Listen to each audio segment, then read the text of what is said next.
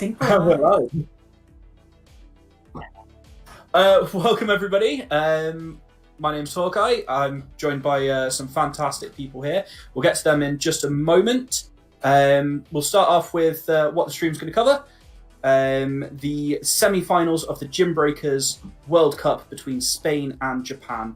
It's brought to you by Pogo Raiders. If you're looking for an online tool for hosting raids or joining raids, check out Pogo Raiders. Pogo Raiders have been optimizing a fully custom raiding organization tool for over a year with over 3,000 raids a day and over 150,000 members. You must try their free raiding tool. Beyond their custom raiding tool, Pogo Raiders is also a community of dedicated Pokemon Go players. Join the monthly PvP tournaments with cash prizes, find help from some of the best players in the world, along with access to their infographics and information about everything upcoming in Pokemon Go. So, if we just go round, we'll introduce people. Spleen, would you like to start with yourself? Yeah, Spleen.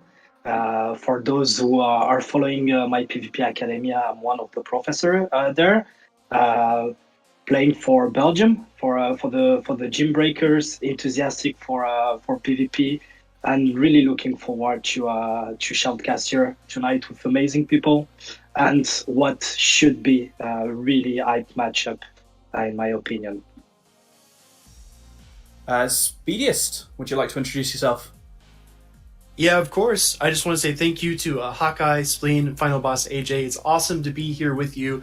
My name is Speediest Chief 2, content creator on Twitch and Season 2 Sylph champ. So I'm really excited to see these Show 6 battles because I think that it's very, very important for us to kind of shift our mindset over towards more of the Gymbreakers formats, more of the Sylph formats, with the announcement of the Play Pokemon Tournament circuit, right? We all need to brush up on our Show 6, and I'm just really honored to see some of the best in the world throw down today. And AJ, would you like to introduce yourself? Sure. I mean, I'm no DeFi who usually pairs with Speediest Chief on these sorts of things, but I'm her captain, so I think I might be able to fill those shoes a little bit.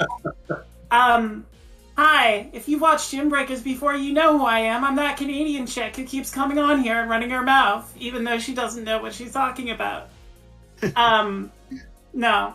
I'm Final Boss AJ. I am I'm the captain of the Girls the PvP faction in North America. I am on the Canada B team in Gymbreakers, and I'm 6 spots above Hawkeye in the player leaderboard, so... All right. Sorry, did I say 6? I meant 8. My bad, Hawkeye. I'm sorry. I think it might be significantly more. I will bow to your superior PvP skills, don't worry. So, in case you couldn't know, I'm Hawkeye. I'm from the UK on the Gymbreakers UK server. And yeah, well, we've gone through the tournament so far. You may have recognized us from yesterday's semi-finals, where we were quite thoroughly beaten by the USA. I left, and then by the time I got back, y'all were pretty much done. I mean, not as done as Canada A, but we won't bring that up. Well, do you know what? Anytime you want to play a general friendly matchup between ourselves and the Canada B team, I'm always happy to arrange it. We'll see. I'm not gonna crow too much because I'm pretty sure the UK trashed us in both Comet and Guardian, so might have happened. But anyway, so if we'll have a look at the competition format, Gymbreakers is a team competition from all different countries. Any country that wants to join is always welcome to join. There are in fact multiple teams for a number of these countries. Teams consist of 8 players plus up to 3 substitute players that are paired up in 4 pairs. They then play for a best of 3 show 6 pick 3 format, and the score goes to first to 25. Just a word on that. What do we think of today's matchup? This is hype. This is very hype. I mean, this is a rematch from Guardian, which these teams went 24-24 and went to the tiebreaker, and it was Vani against Wanko Wanyo. And Vani showing Sylph dominance better than GBL dominance and taking out Wanko to advance Spain to the final that they went on to win against France. So very, very hype matchup with this Japanese team out for vengeance. No, absolutely. Spleen, Speediest, who are you pipping on this direction? Picking is so super hard. As a European, I and my wife is Spanish, so I need to go with Spain actually. Otherwise, she's going to kill me. You'll be on the couch, I'm really looking forward. We were discussing a bit earlier before the stream, some really stacked names on both sides, and I'm pretty sure that if you are not familiar with top high level PvP players, just have a seat and enjoy, because it's definitely going to be awesome games. Absolutely. I want to note as well that the winner this month will take on Team USA, and I feel like there are two very talented players I wanted to call out on Team Japan, Waiko Wanyo and Mero Meron, who actually is a content creator in Japan as well. It makes fantastic PvP videos and other content like that. Two incredibly talented trainers. So if I'm looking forward towards Team USA, I don't know. I'm kind of in the same boat as Spleen here. Maybe Team Spain should get the win here. We could see a Team USA, Team Spain clash. I'm just happy to see the. Sorry, go on. I just want to say I'm happy to see the females represented on both sides again, as they were last month with Paula on Spain and Yoshi 5 on Japan. Hopefully, I actually get to call one of their matches this month after I was shut out last month. Well, let's just put that towards our editor and make sure that you're casting those matches. Then he knows. He knows what. Just a note on Speediest. I'm pretty sure that a Spain USA final is the most common final within the Gymbreakers series. I'm pretty sure it's occurred more than any other one that we've had before. But let's move into the individual matchups. Are there any matchups here, guys, that are really drawing your attention? Anything that you want to look at and go, I really hope I'm casting that matchup, or I really hope I'm not casting that matchup because I want to watch it? I'm ready for Vani Pokimichi again. I want to see those two. They are two of the most consistent top battlers in Gymbreakers. That is some high level play guaranteed right there. And I am happy that they split Palasha and Dayoshi this month. So I am guaranteed to get one of their matchups, I hope.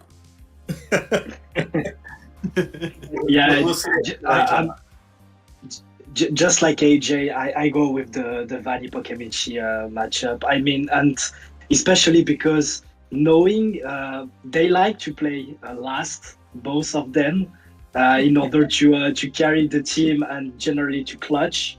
So I'm pretty sure that could be a great end of the show. If you want my opinion on that. Ooh, absolutely. I'm looking here at Palasha versus Pokimichi as an interesting match. And also, I'd love to see Wanilo versus Dayoshi 5. I think that would also be a hype pair to watch. I find myself agreeing, actually. Wanilo and Dayoshi 5 is one of the ones I'm looking forward to watching. So, without further ado, if we look back over the brackets now. So Spain went into the tiebreakers in their first playoff against Mato Grosso and in their quarterfinals against Italy. Both tiebreakers swept by the Spanish captain, Vani, of course. Last month, Japan and Spain did meet in the semis, and it also went to a tie, with Vani sweeping that. The winner this month obviously goes on to take the USA, who handled the UK last night and are in a fantastic form. I think we'll be looking to move over to the first match with AJ and Speediest. Let's do this. Let's just get right into this. Enjoy, guys. All right. Looks like we got Fulcrum on our left and Mero Meron on the right. How do you feel about these teams here, AJ? Well, Obsidian essentially came down to a core four. Dragalge, Umbreon, Sableye, Escavalier. You had those four. You had yourself a solid team off the bat. It's just a matter of what you put around it. And you see both sides choosing to go bug augmentation. Marrow Manon choosing Fortress, which is a pretty good Umbreon counter. Fulcrum bringing in Beedrill, which is a bit more versatile. And then Obstagoon for Fulcrum to go against Sableye, while Marrow Manon has the safe swap in Politoed. So you're seeing basically the Obsidian schools of thought playing out immediately in this matchup. Speedy, I don't know if you watched any of yesterday's broadcast, but I hope you brought some snacks or something for Umbreon mirrors, because we're probably going to get a lot of them. And, boy. Maybe we should develop like an Umbreon mirror game. Maybe we can get chat involved, I spy something with my little eye, something. I don't know. I was gonna be like, hey, maybe I should take a drink every time an Umbreon has to fire a last resort and an Umbreon, but I figured I wouldn't make it to 10 points. So AJ, you get through 2 rounds and then it would be blackout, it'd be like yeah. Yeah, is that exactly. I'd be like, where's Frostlass? Well, talking about what we don't usually see, I see this Politoed from Maron's side. I would like to see that Politoed spam off some Weather Balls, and I like that both the Fortress and the Politoed have that Earthquake potential. There's some sweeping potential for both of those Pokemon. I think what we might see is something like a spammy combination of Umbreon Politoed here from Maron, and then maybe a little bit of Fortress sweeping action. I mean, that'd be pretty fun, right? Yeah, Politoed was a very popular safe swap in Obsidian because it had that Earthquake pressure to threaten a Dragalge, to threaten high-level damage on an Umbreon or a Sableye that came in. So I would not be surprised to see Maro use that Politoed early and often, especially not with an obvious counter on Fulcrum's side. Yeah, he has the Umbreon to tank an Earthquake if needed, but unless he can really get, even Dragalge does not want to take an Earthquake. He get into the bait game with those Weather Balls.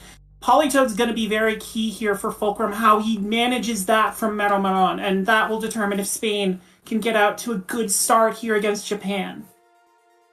Absolutely, AJ. Well, I'm ready to jump in if you are. I'm ready. Let's do this. All right. We got the shiny Fortress. I love it. I absolutely love to see it. Yeah, and we see the Politoed on Maro's side. We see Double Dark in the back for Fulcrum, so he needs to get this Fortress out of here in a hurry if he wants to be able to play this backline out.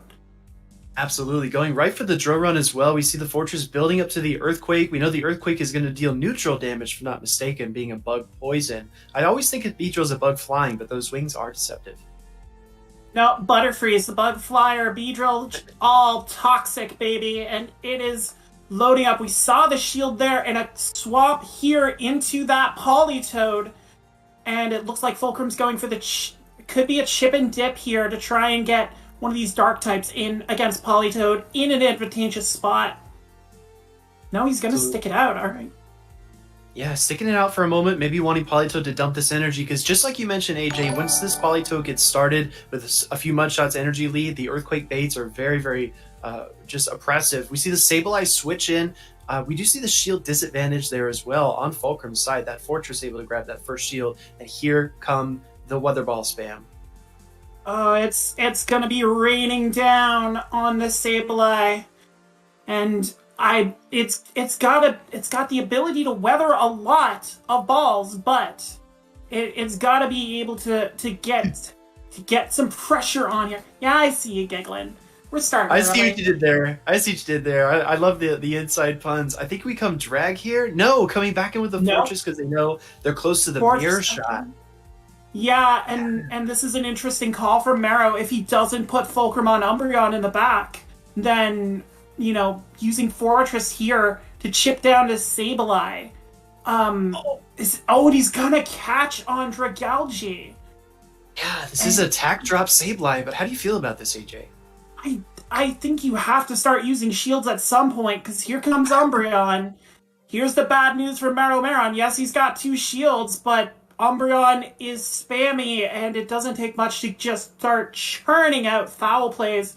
Now the shields are going to start coming up from the Japanese side, but I don't think this Dragalge can do enough damage to this Umbreon in time, just because Umbreon is super dummy thick. Absolutely. Umbreon is a thick dog there. We do see the CMP as well, which is really nice from Maron because, like you mentioned, AJ, the outreach gets shielded, and the more snarls that this Umbreon's able to sneak in, the more the foul plays are able to come off here. We see another one and no shield here. That's a bit surprising to me. Still one shield. This is a huge gamble as well, AJ. Easily could have been Dragalge in the back, and this match should already be over. Trying to switch and can't make the switch out. Yeah, he's gonna have to burn that shield here if he's gonna try and get to this outrage in time against this Umbreon. Now the swap comes in. Here's Fortress trying to pick away at this Umbreon, and Fulcrum still has all 3 Mons up, so sack swaps are a possibility here, depending on how he wants to play this out. Takes the mirror shot. Big call there. This foul play is gonna get rid of Fortress, and then it's just a matter of who weathers this Dragalge. Yeah, this is a big gamble from Maron. Looking for the switch there, trying to catch the move, and look at this swap in. Gets a refund though. No, fires anyway. I don't even know what's happening. Yeah. Well, he's got double Aqua Tail. He can fire at 2 of these Mons, but he's got to pick the right 2. This Aqua Tail's gonna take out Sableye. Umbreon is going to come back in and snarls down the Dragalge, and Fulcrum puts Spain up 1-0 early. And, that was exciting battles with Umbreon. I didn't think it was possible. As long as we avoid the mirror, AJ, I think there's definitely some fun moments to be had. But that was a lot to put on Dragalge's shoulders there from Maron. I do recognize that it's got great neutral damage across the board. It only is resisted by that Escavalier, but what a gamble again. Easily could have been Dragalge in the back. We see a drag lead this time into Sableye. Yeah, and this is a pretty neutral matchup. You do like Dragalge here being able to dish out with these Dragon Tails unimpeded. We see triple dark from Fulcrum, which is a bold gambit with 2 bug steals on Maron's side. And he's going for the return here, knowing Maro's not going to shield it! And it hits! It hits hard! Going to get the Aqua Tail here, but you wish you could have just dumped all this energy and a shield coming up as well. Maybe a bit less confident there. That's a huge return though, AJ. That is such a huge gamble right off the bat, just to go for it, and maybe gleaning something from that first matchup where Maron wasn't willing to shield early, betting he could hit that return, and he did. Obstagoon's going to come in to face Politoed, which is an interesting matchup because there's not a lot that outspeeds Obstagoon to charge moves, but Politoed is one of those Pokemon. It absolutely is. Goon comes in here, and this is such a risky back line. We mentioned the triple dark. I mean, Escavalier is only 1 out of 6 Pokemon here for Maron, but if he would have had the Escav here, this would be a different story. But Politoed is going to do its best to spam through this matchup. And again, it's taking early shield advantage. Maron, a similar plan and strategy to Game 1. Yeah, and seeing that double dark line from Fulcrum in the first match, he might think his Fortress is going to be a game winner here. And he might not be wrong seeing that Umbreon in the back for Fulcrum. This Obstagoon's going to get these Night Slashes out, and Maron's happy to let Politoed go down here.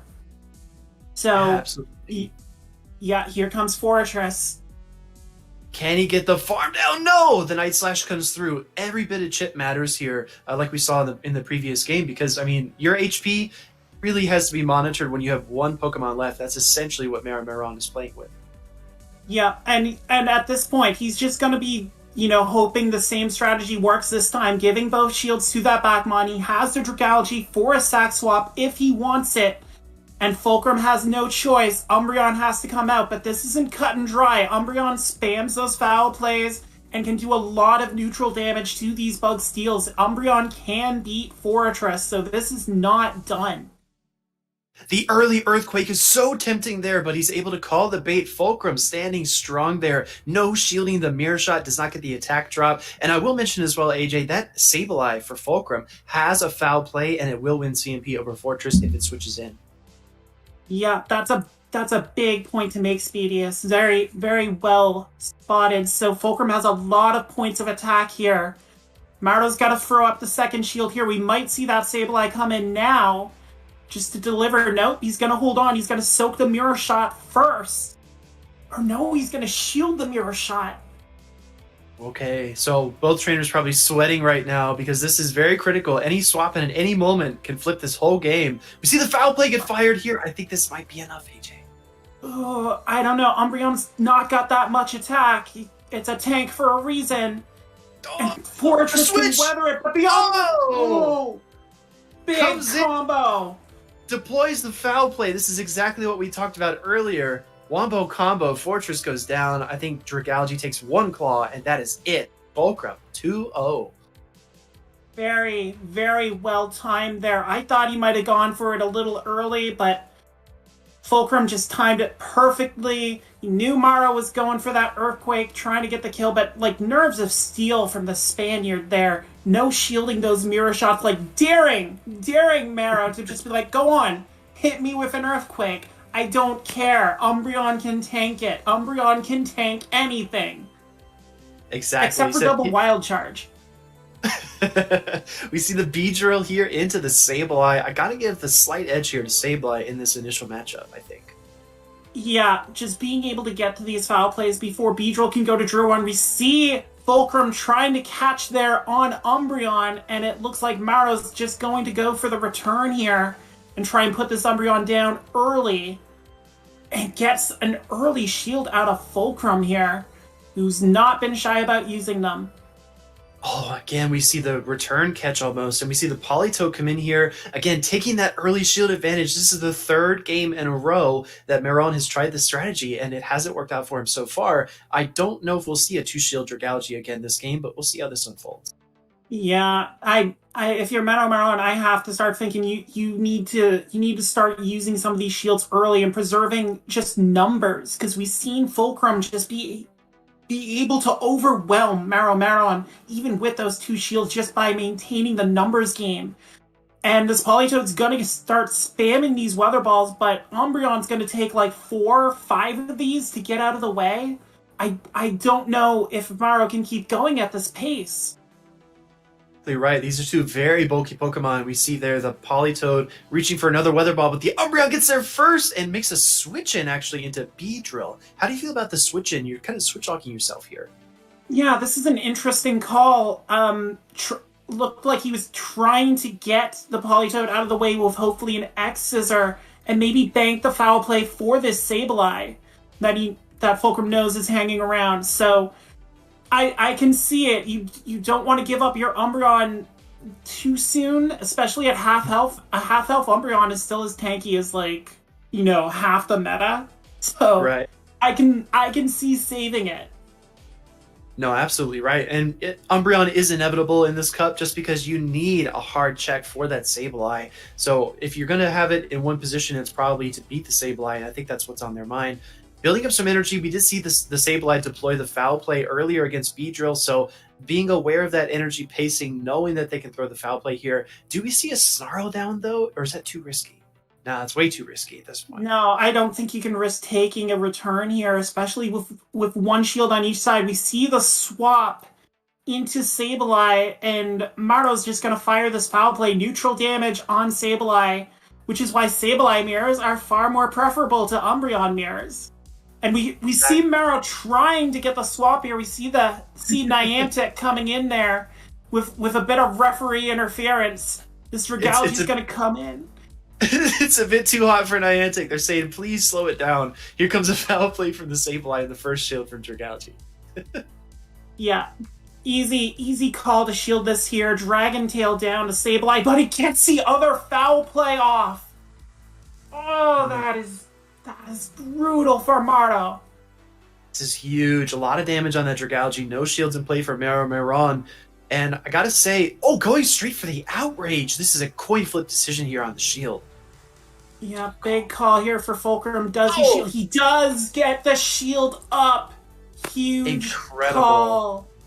And Maro's still switch locked. There is going to be no sack swapping here. Umbreon counting out those Dragon Tails and getting this foul play off here, and this might be it. He has the Weather Ball. He did have the Weather Ball stored. Traps in the charge move. Yeah, I guess it's enough. If Fulcrum's just gonna... Yeah, I guess that's it, right? Fulcrum saw the writing on the wall, saw that Politoad had the weather ball, and Maro Maron avoids the sweep to make it a 2-1 game for Spain. Just a very well played match to start this off, Speedy. No, that was so good. That was a lot of fun. We avoided the Umbreon mirror, and I think that was part of the recipe for a fun set, right? But I have to say as well, Arceus. Praise Arceus, no Umbreon mirrors. We did notice there that I think Fulcrum maybe got a little too cute on some of the swaps, maybe tried to catch a foul play on Umbers, tried to catch return on Sableye, got a little bit too cheeky there, and you got to feel good going up 2-1. But as we transition back here to our host, the Gymbreakers format is point-based, so getting a 3-0 is huge for your team. So getting the 2-1 is very critical, but maybe a little bit too loose there in Game 3, and it had potential, I think, to go for the 3-0. Yeah. I don't think we're going to the host, Speedy. I think we're going to keep going with this. Fulcrum's going to keep riding here. So, yeah, he's got JP Hayato right after in this top pairing here. And I'm just going to check. Fish, we didn't change the graphic at all. These two are running the exact same team. They are. So, all right. So let's do it again. We didn't see Maro bring Umbreon once during those first 3 games. So JP, please spare us. Let's not see the Umbreon mirror here. But I have to think Fulcrum likes this, especially going to 2-1 against Maro, seeing the exact same teams. Like, all right, I can just do this again. Exactly right. I'm interested to see as well, and this is actually a very, very good study for chat, because we're seeing the exact same teams, but these are very different players, especially in considering Team Japan. This is a different player, so we're going to see how they adapt and if they use similar strategies. We saw Maro Maron go for that early shield advantage in all 3 games, try to 2-shield sweep in 2 of the 3 games. So it's going to be really fascinating to see how Fulcrum adjusts to playing the same team but a different player here. Well, and the advantage in Gymbreakers, JP's going to go into this knowing what Fulcrum's strategies have been, given Maro's going to be able to tell his teammate what's up. So JP might be expecting a double dark, a triple dark line a little easier than Maro Maron did, and we might see that a Scavalier, who we did not see in that first set, have a bit more play here as both these players try to adjust. Gotta see the Scav. I think that's a huge adjustment. We even saw like you said, the triple dark from Fulcrum in the previous set. I think Scav has great core breaking potential here. Yeah, let's see. Let's get this going.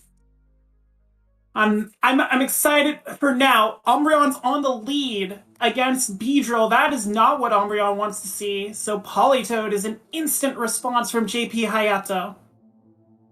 Looking like a CMP tie here. Beedrill has a ridiculous attack stat, so we'll take this CMP. Politoad as well, throwing the weather ball a bit early. Let's see if that was in fact a CMP, and it was. It was. Yeah, I think JP was trying to time that up, trying to get the moves level here, just to make sure that if there are these CMP ties in the future, it wins it. But Fulcrum's going to respond with Sableye here, that double dark backline that was very popular during Obsidian. Seems to be the Spanish flavor here, as this Politoad just going to start raining on Spain, mainly on the Sableye. Absolutely. Politoad gathering a lot of energy and going to let it all go here, opting to let that Umbreon line up on that Sableye. Again, so many of these games so far have been line up Umbreon and Sableye and try to get some kind of advantage. Yeah, and very easy to do with Umbreon if you give it a little bit of energy. Just those snarls build up in a hurry and just let it threaten everything in this meta. So we see Sableye taking the hit there. Fulcrum's going to go for the return. Instant shield from JP Hayato, not taking a chance that this Umbreon could take a lick.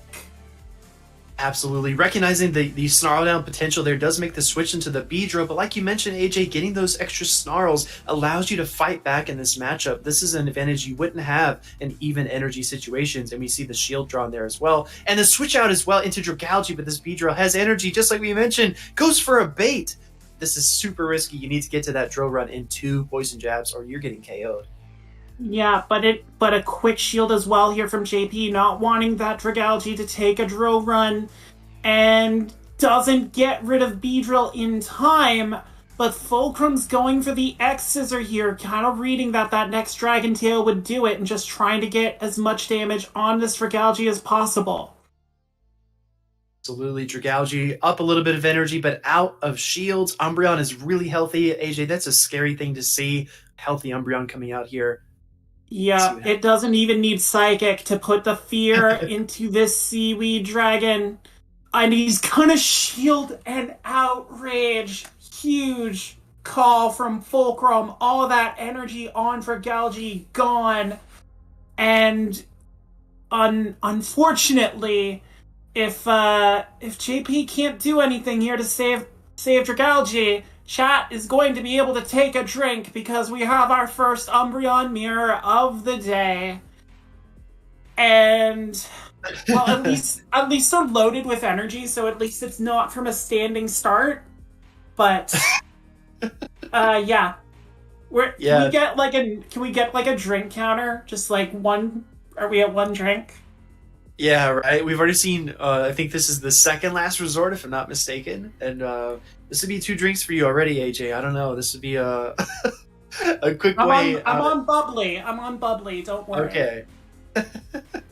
Both trainers trying to sneak in those snarls. We do see a CMP tie here as well. It's kind of a guessing game. You want to try to lock in that CMP and avoid the extra snarls because every bit of energy matters here. And it's very, very hard to find stuff to talk about as we go through the Umbreon mirror, but I think our casters are going to have to do that a lot today. Oh, yeah. No, I mean, again, I was watching yesterday's broadcast on this channel, by the way. Go check out the VOD if you haven't checked it out. After we're done, obviously, because you want to see us. But, you know, I got to give a shout out to the casters yesterday.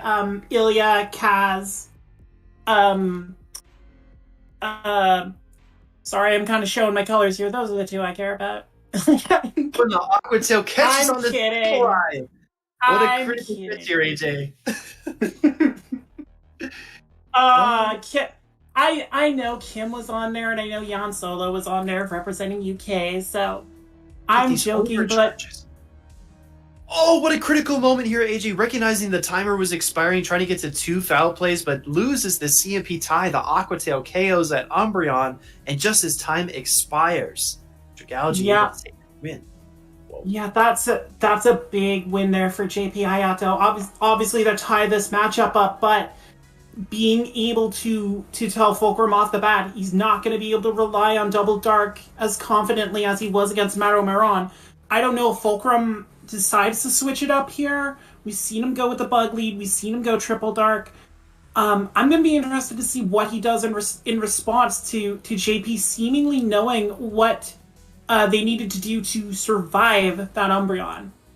A tough lead here for that Sableye on Spain's side, leading right into that Umbreon. I'm curious to see. We are seeing that Triple Dark team that we mentioned earlier, and no Escav on the other side, AJ. Oh, feels bad.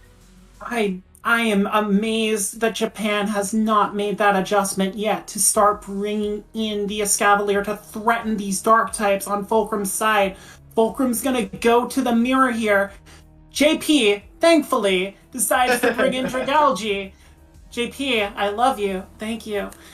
But yeah, obviously, a tough matchup for Dragalge. It wants to be able to try and gauge when it can hit an outrage potentially on this Umbreon. We see JP building up the energy, but this Umbreon with all the snarls that already got in, really able to put early pressure on this Dragalge, Speedy.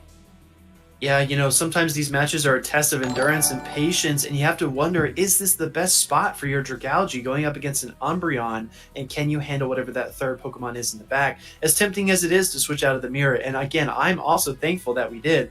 This is a very, very tough situation to be in. Recognizing they won't get to the outrage, but opting for the CMP tie. I love the awareness here by JP to throw this move. Clearly well practiced with that Dragalge, knowing what points it can win against, what CMPs it can win against, which at this point in Gymbreakers, you know these battlers have played a lot of these matchups. They've learned all the tricks. Dragalge goes down there to Umbreon, but now Politoed's going to come in and start ramping up against the Dark Fox. This looks really, really tough because we had great alignment early on. Sableye into Umbreon is never a good position for one of these trainers, but giving up Switch here means that Obstagoon can line up against that Umbreon. So I think that Fulcrum has to be feeling incredibly comfortable at this moment.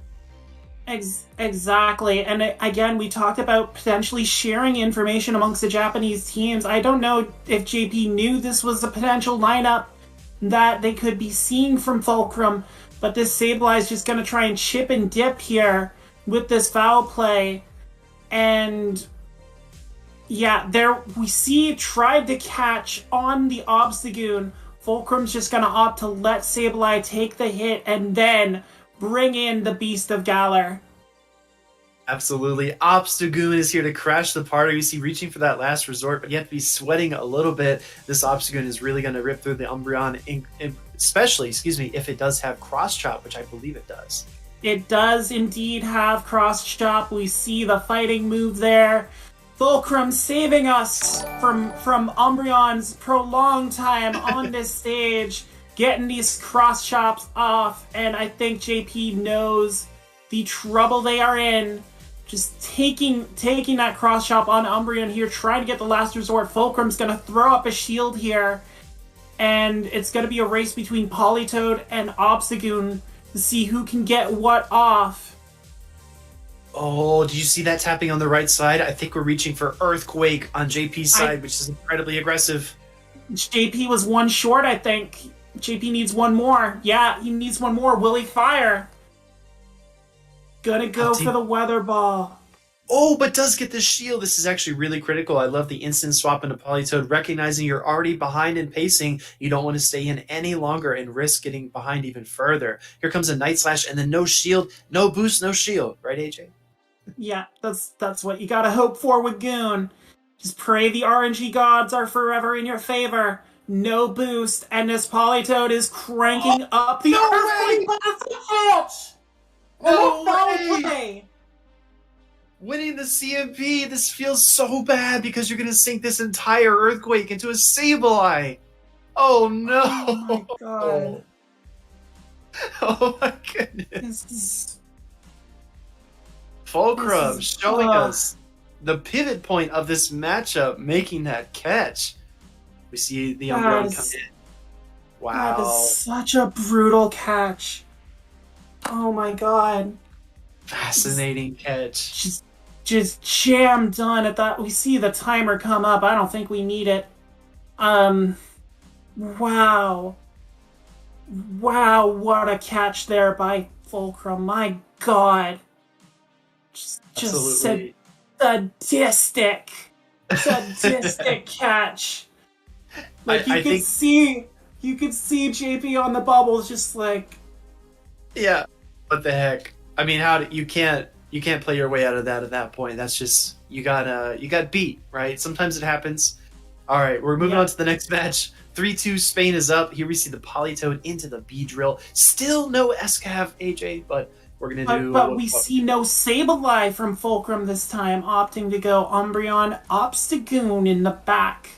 So we'll see. Obviously, betting JP was gonna bring that Umbreon, but that back line for the Japanese side not what Fulcrum's wants, and we see a simul swap Fortress into Umbreon. Big advantage for Japan here. Absolutely. Simul swap, both trainers playing in the outfield, but the ball was not headed their way. Instead, they run into each other. We're going to see that foul play come off here. And look at this moveset on the Fortress as well. We don't have Earthquake. It's Rock Tomb. This is a nerfing fort, right? yeah.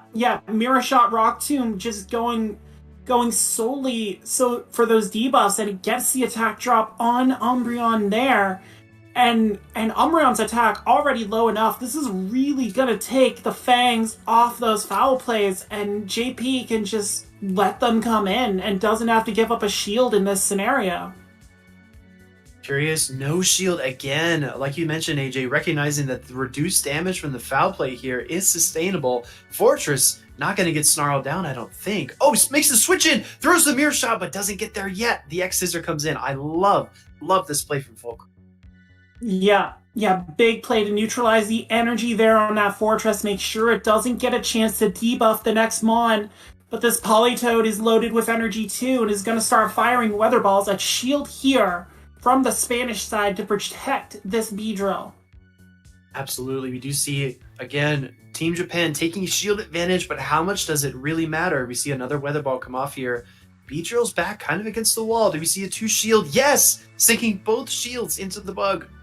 Yeah, I think Fulcrum's making the read here. Makes the read that he needs that Beedrill, but Dragalge is going to catch an X-Scissor and a big no shield from JP, knowing that Beedrill was gonna go for the bug move.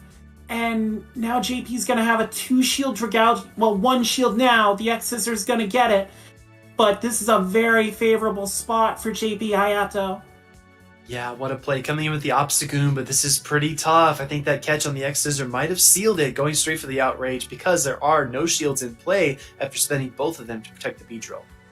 Yeah, big call by Fulcrum, and the writing was on the wall here. As that Outrage, you can try and obstruct it all you want, Obstagoon, but the Rage of the Sea will come and find you. And JP's Dragalge is going to wash away Obstagoon. And there's not much left on the other side here. Swapping in Polytoad to catch a move is gonna catch this X-Scissor. But it's just a matter of time here. Polytoad's just out here to soak up the energy that might have been left over. Right? Dragalge completely inevitable at this point. I think JP, he knows that we know how this is going to end. Oh, goes for a foul play. Gonna make this competitive. Fulcrum throwing this dark type move here. I don't think it's quite enough, though. No, this is research. Not enough to KO Dragalge, and as Dragon Tails will finish it off, JP Hayato gets the 2-1 against Fulcrum, and we are tied 3-3 after Fulcrum's matches here. Very, very well done. I see our Umbreon mirror count is only at 1 so far, so that's good. I appreciate that. But some very interesting plays we saw there. Saw that 2-shield strategy Japan using. It paid off in that last one with Dragalge just being able to handle Obstagoon completely. So I'm not sure if they carry that forward, Speedy. What do you think? No, I think you're making a great point. And I think as well, we see that Dragalge is so safe for JP. And the reason being, we've got Fortress with that Earthquake potential, Polytoad with Earthquake Blizzard potential, and the Escavalier with Drill Run. And Sableye as well has a close matchup with Dragalge, so does the Umbreon. And then you've got the Mirror. So it's when you have that kind of bench pressure on your team, that kind of moveset pressure, it makes it very hard to bring the Dragalge. So I feel that that's probably a big explanation why that 2-shield Dragalge makes such a powerful closer when we look at Team Japan, as we've seen it used in both players' teams. And now that JP has revealed Rock Tomb on Fortress, that'll be interesting in the future matchup that JP will have against the other Spanish player. Not sure who our next matchup is going to be. Maybe we will get that on the screen there. Thank you, Fish. I get to call a Polishaw match. Happy joy. Nice. Again, we are just rearranging the graphics here because Beirut-sama bringing the exact same team as their 2 compatriots. What can you say? This is the meta-defining Obsidian lineup on the Japanese side. Polishaw shaking it up a little bit, though, with Galvantula. And I love seeing Galvantula here. Electric pressure, so good in Obsidian. Not a lot of people running it, but it is deadly against the majority of these lineups, especially if you're only running single dragon, as a lot of these Japanese players seem to be doing. No, you're exactly right. Galvantula only really scared of that Dragalge on the opposing side, like you just mentioned. I really love Galvantula. Whenever I can put it on my team, I always try to do so. The problem that we have with that Pokemon is that it just doesn't have the bulk to stretch through more than maybe one matchup. It does have a lot of really nice wins, and it can control matchups and really set up the rest of your team with the lunge pressure. However, if you're looking to use that Galvantula as a closer, it really just beats maybe one thing and then it's at low HP, and that's pretty much its job is done. So it's going to be very interesting to see how Polisha deploys this Galvantula. She needs to pick her spots very carefully because it is her ace, but you don't ever want to play your ace too early. No, and like I said, electric damage was very, very powerful when used properly, but you had to keep it away from dragons. As I was saying off screen, I ran Kanto Raichu in this cup, specifically just to get people thinking, am I on Volt Switch? Am I on Charm? Do you know? No, I ran Volt Switch because Charm Shoe is not good. Don't run it. So I'm very interested, like you said, Speedy, how Polisha's going to deploy that spider, since it can threaten a lot of Beirut-sama's team, and the Japanese side hasn't had to deal with electricity yet, with Fulcrum not bringing it. So I'm ready. I'm ready to do this.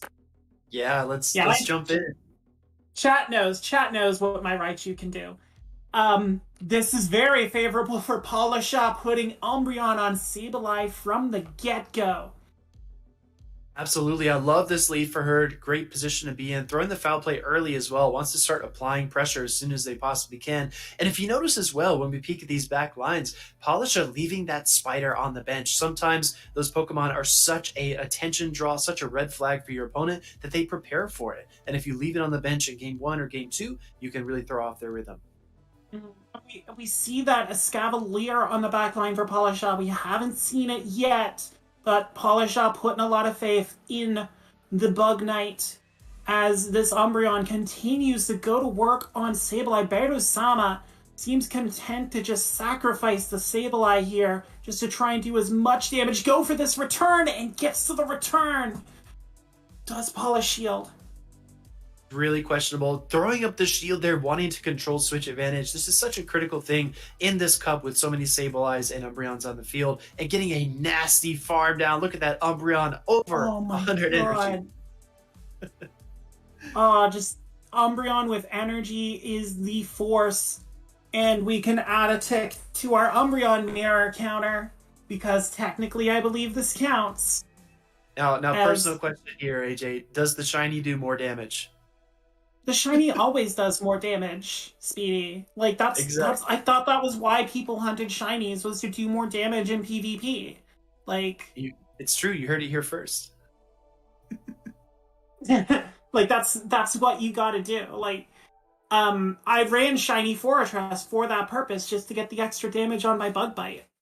Exactly. So, +1 on Bug Bite does add up. We do see the switch out finally. Here comes the Escav to rescue us from that Umbreon mirror. Oh, thank you, Escav. The knight in shining armor that we need as it takes this foul play here. But Dragalge is the answer for Beirut-sama. Has to watch out for these drill runs here. But Beirut-sama keeping those shields, as we've seen Japan do so far in this matchup, has 2 shields for this endgame. And Escavalier's not going to be able to find a path to get another, gets the other one off. Yeah, this is huge. Committing to that 2 shield, just Dragon Tail consumption of this Escavalier. Steel, resisted, what? Dragalge doesn't really care. Does shield the double drill run, but is loaded with energy. This is a tough spot to be, but I essentially give Polisha 2 shields because she does have that Umbreon in the back. Yeah, big sack swap opportunity here. Beirut's gonna go for the bait, try and get this shield out of the way early with the Aqua Tail, and gets it from Polisha. That's big, because now she makes the catch. Let's go she follow makes the catch. Huge catch on that Umbreon. That oh my goodness, the outrage went down the drain. Now we're gonna see this Sableye building energy, trying to get to the return. This is still gonna be so close, AJ. Yeah, and we saw good awareness there from Polisha to hold off that charge move, thinking that the Umbreon could come back in. I don't know if this return is enough. It is not. But that Umbreon is in farm down range. Gets the claw down, reaching for the foul play. Polisha! OP! Look at this. Good. Too good. Oh my good. goodness. Sableye just laughs at Umbreon, laughs at Dragalge, and Polisha puts Spain up 4-3.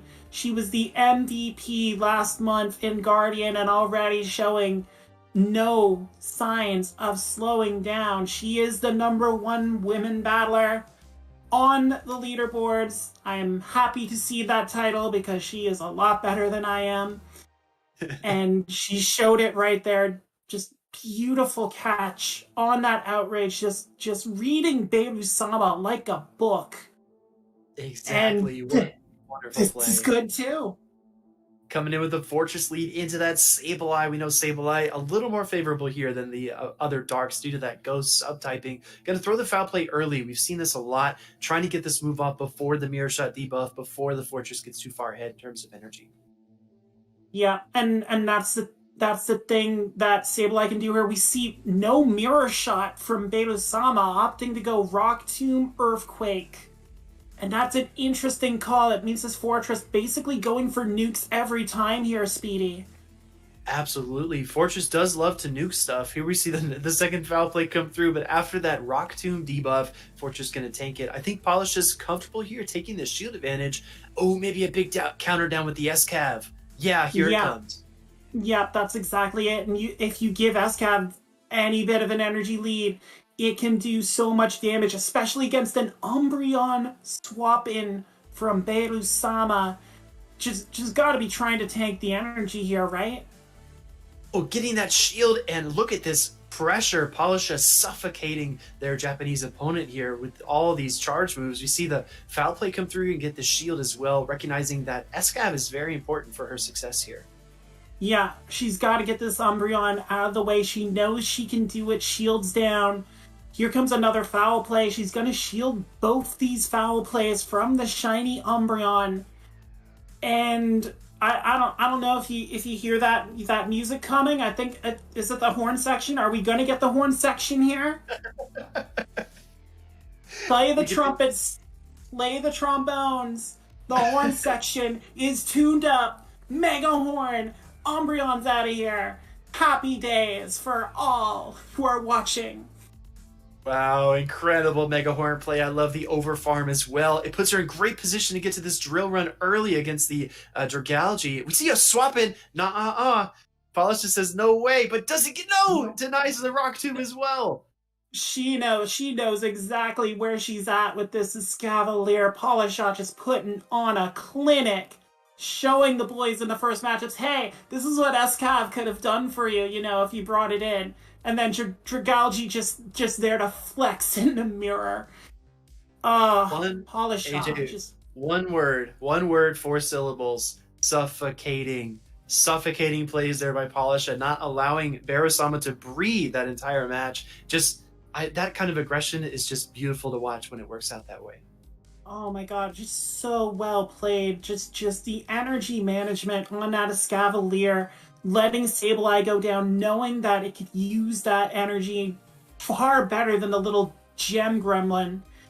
and here we go. Dragalge against Sableye in the lead. Beirut-sama has a neutral lead here for the first time. Gonna be interesting to see how they play it off. Although, I do not like the positioning of those Umbreon in the back. Polish's brain is too big. How does it fit in her head? She shields that return as well for the Sableye and looking for an Aqua Tail KO. I love these plays, and this Dragalge is going to come out with a ton of energy. So much energy on this Dragon of the Sea. Sableye is just going to have to eat this Aqua Tail and go down. Umbreon is the answer for Beirut-sama, and here comes the rage. And no shield from Beirut-sama. Oh, yeah. Man. Speedy, Beirut's got to be putting all faith in Dragalge here, I would think, but we know we saw Paula bring that Escavalier, right? Exactly right. Maybe able to reach one more move. And look at the extra Dragon Tails, just the awareness of her Dragalge. What I like to say, she's got a good handle on that Dragalge and just knows how to pilot it. I love this move here as well. And again, like you said, I think putting a lot of faith in Dragalge, but Escavalier is lurking in the back. What does Polisher come in here? Into the mirror. Going with the Umbreon, saving the Escavalier, not revealing it just yet. And Umbreon's going to be able to soak this energy a lot better than Escavalier anyway. And now she brings it in. Belu-sama bringing in Dragalge, but the bad news is here. Belu's got 2 shields. That might be enough to help it survive. But Polishaw's got a full Umbreon, essentially. Like, it took one last resort. That's like, what, 20%? Or less, yeah. Whoa, going for the outrage. I don't know how to feel about this move here. No shield, though. Actually, great call by Beru-sama. He's trying to take some of that aggression and turn it back on Polisha here. Yeah, and does erase the Escavalier from this matchup, takes the threat of Drill Run away, but this Dragalge still has to find an outrage to land on this Umbreon if it's going to flip this and prevent a sweep from Polisha, who does not shield the Aqua Tail. Big call there. Huge call. Now you have to ask the question, what does more damage, a Dragalge Aqua Tail or a Last Resort in the mirror match? Polisha choosing the former here, does shield and trigger a CMP, which is really nice. I love the snarl down into low health. Now this is late game counting. How close is Dragalge to another move, and how much can you afford to overfarm here? Yeah, and just the way Belu-sama fired that Aqua Tail off, I think Paula knows that Dragalge does not have the energy to threaten. But Shinies win CMP ties, and this Umbreon's going to get the Last Resort off. Look at this incredible awareness by Polisha, recognizing the Umbreon was low in energy. I would love to see a slight undercharge here, maybe a snarl down. You have to get real crafty here because you need one more foul play to seal this match. I think she might be at the foul play. Yeah, she is. No, going for Last Resort! Oh. Slightly I don't more think damage. Last Resort's enough either. Umbreon trying its best. Biggest Last Resort of its career. Gets the KO! Polisha! Wow. Launching that Last Resort. I have to go over to our PV Poke Sim, and I got to figure out which one does more damage. It's got to be Last Resort. Polisha's too smart. Yeah, I was gonna say, this is why she is an MVP, and I'm here shoutcasting. That was big brain. That was going for that Last Resort. I know you're pulling the sim up. Are you ready? Yeah, let's Are you hear. ready for this, AJ? Okay, so foul play. This is your run-of-the-mill Umbreon. Foul play, 31.3% damage to Dragalge. Last Resort, 33%. Knowing the percent difference on a 1.7% differential is just incredible. And I think they needed every single percent to secure that knockout. That is why, and she's following now. So hey, Paula, I've been saying only nice things. I swear. She says 2% more. See? God damn it. She is just on it. This is why she's an MVP. And you know, I know Spain's strategy in this team format has been like, hey, let's just try and set up for Vani late. Polisha early is very demoralizing to whoever your opponent is. So, I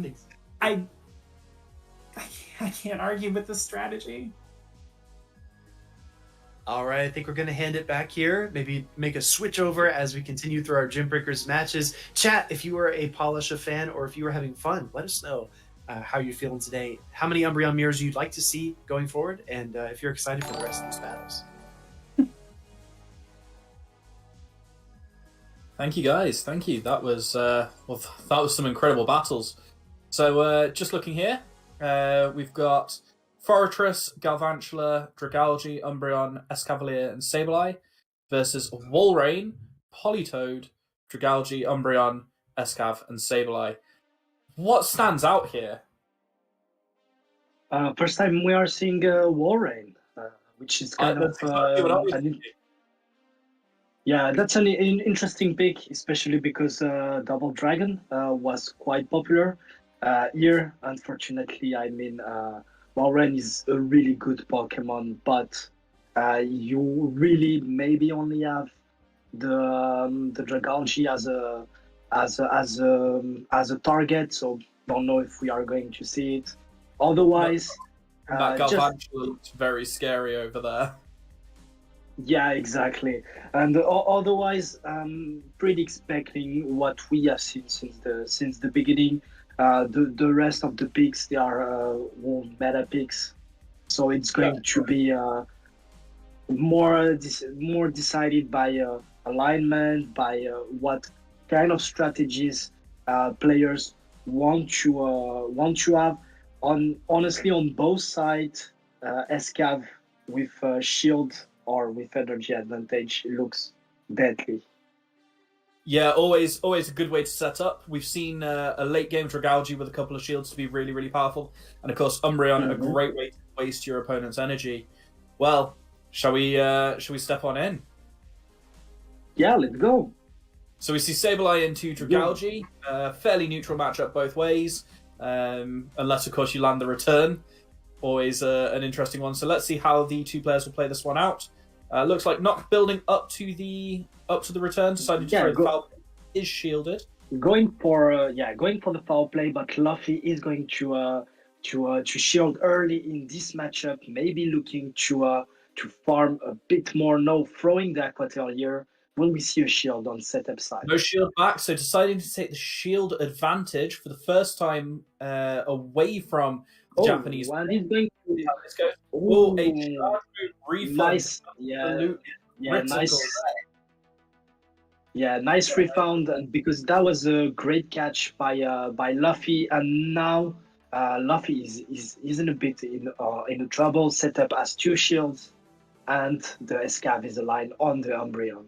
Yeah, and throwing the Mega Horn here, you don't want to shield it. Go down 2 shields to 1, 2 shields to 0, but ultimately elects to shield it. Decides that you will get the shield. So yeah, building up to 2 foul plays. Yeah, and this foul play will kill the Escav if we see no shield. We don't see a shield.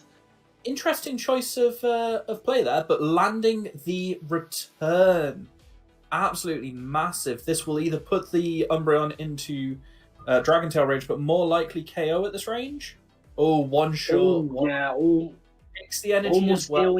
And got the CMP. That's huge, and clearly at this stage for setup, putting everything on the 2 shield Dragalge.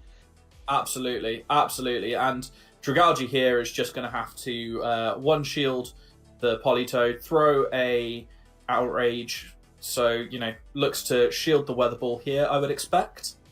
Yep, straight away.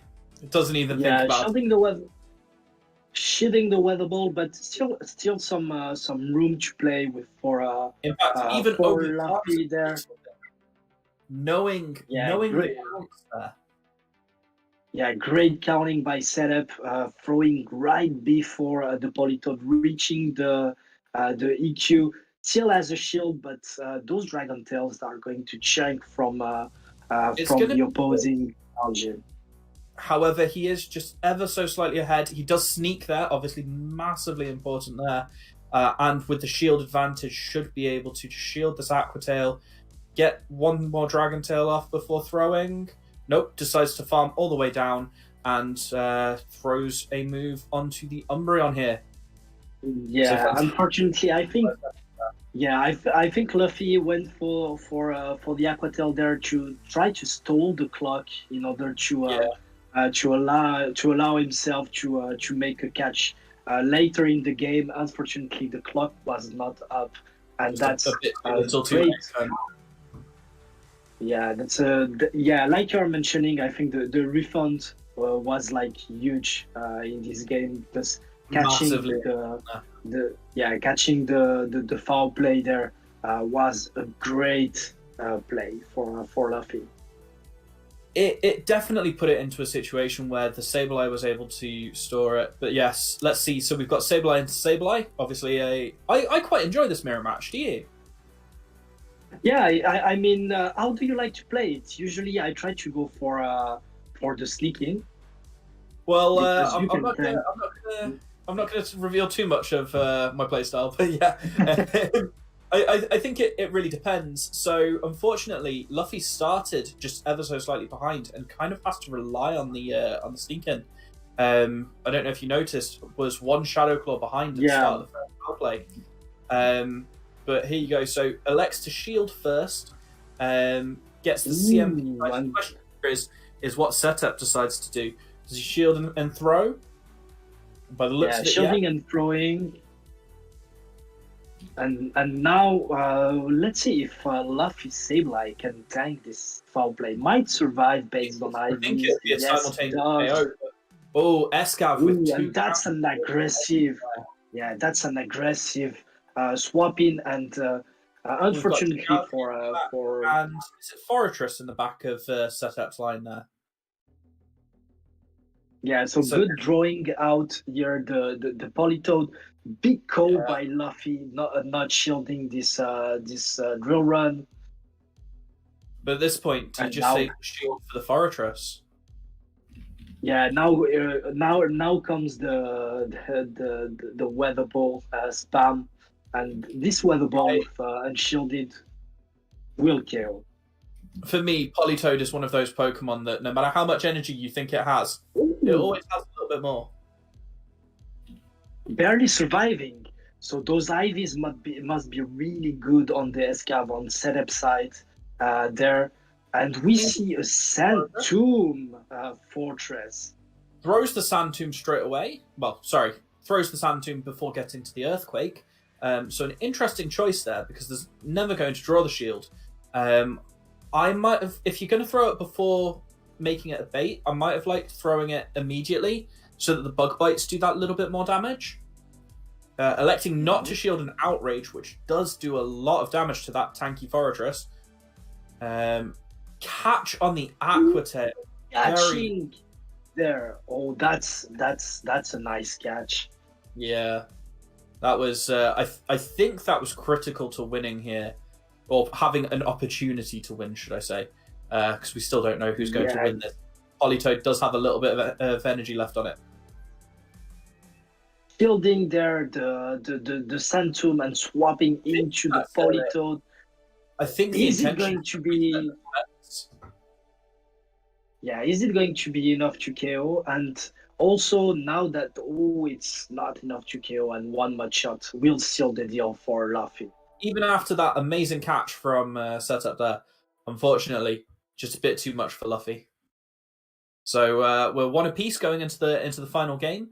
They adapted with a Sableye into Sableye lead there. Let's see what they do for game 3. Yeah, let's see game 3. If we get game 3. Either way, I think. Oh, there we go. Umbreon into. Yeah, we got it.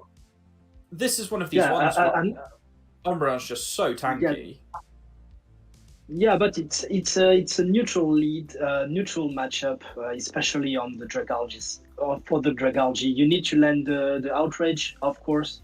But if you do so, it's a neutral matchup. Obviously, you should be more comfortable as the Umbreon because you just don't need to bait. But will Setup shield this Outrage? It does shield. Again, going down in the shield advantage and looking to throw the foul play here. One short of the second. So if we see a shield from Luffy here, the second will come out very quickly. But knows that they survive. Absolutely no shield. Building up again. There we go. Chooses to make Luffy make a decision there on whether to save the energy or not. We see a late shield come up and a switch out to shield. But like we later, sorry about the switch. Yeah, I don't know how I feel about this. I mean, and into Sableye, so softens the Polytoad up a little bit, but lets it keep all of that energy. Yeah, and the Polytoad with energy is going to be able to spam those weather ball at the Sableye. Sableye is a great mon, but not the most tanky mon. But Sableye is already at the foul play. Thank you for saying it's a great mon. You know I love this Pokemon. Of course, the weather ball coming back through. Polytoad just again so spammy, but for me the Sableye now is fairly low. You've got a Sableye in the back, you've got an Umbreon in the back, you've got an Escav in the back there. So Luffy's still got an option to win this here. Likely to shield this foul play. Let's find out. Yep, does. Yeah, Could definitely get going to show the foul play and farm down the Sableye might be the play, but switches Setup into the Escav is to punish that. yeah, and Setup recognizing that he doesn't want to get farmed down and swapping immediately to the Escavalier. And now the question is, can he catch a move? Oh, and going Alexa for Catch the just switches and throws.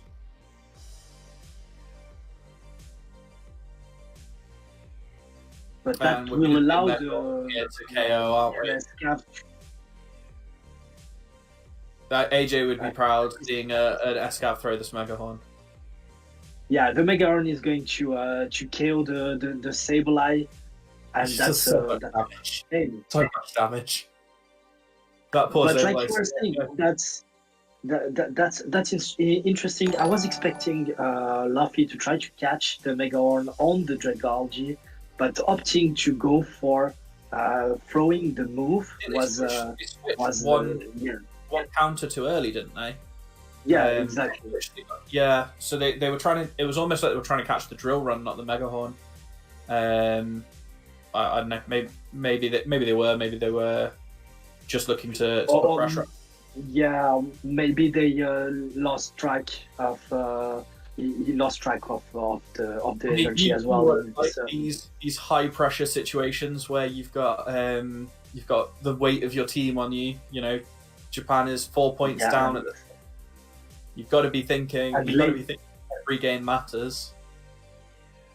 Yeah, definitely. And late game scenario, I mean, I think it's also normal that you could lose track of energy in the end game.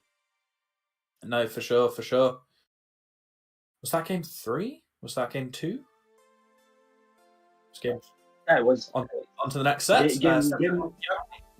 That's what we're on. We've got Ariados, Dragalge, Walrein, Politoed, Umbreon, and Sableye coming in.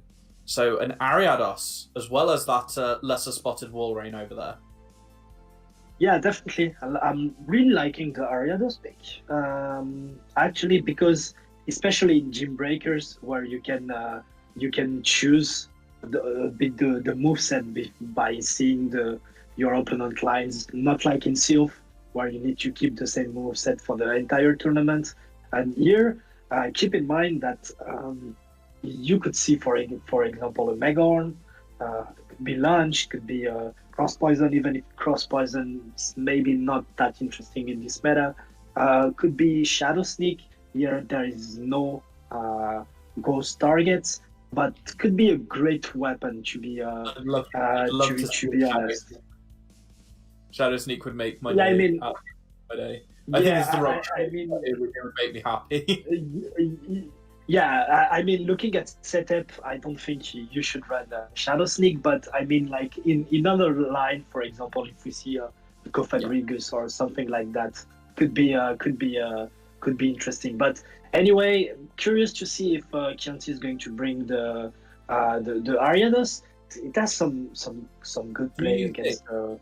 Do you think we'll see a spider face off? And it'll be like the Spider-Man meme where they're pointing at each other. I mean, I don't know. I don't know. Galv looks really good for a setup. Galv always looks really good. It's just one of those Pokemon.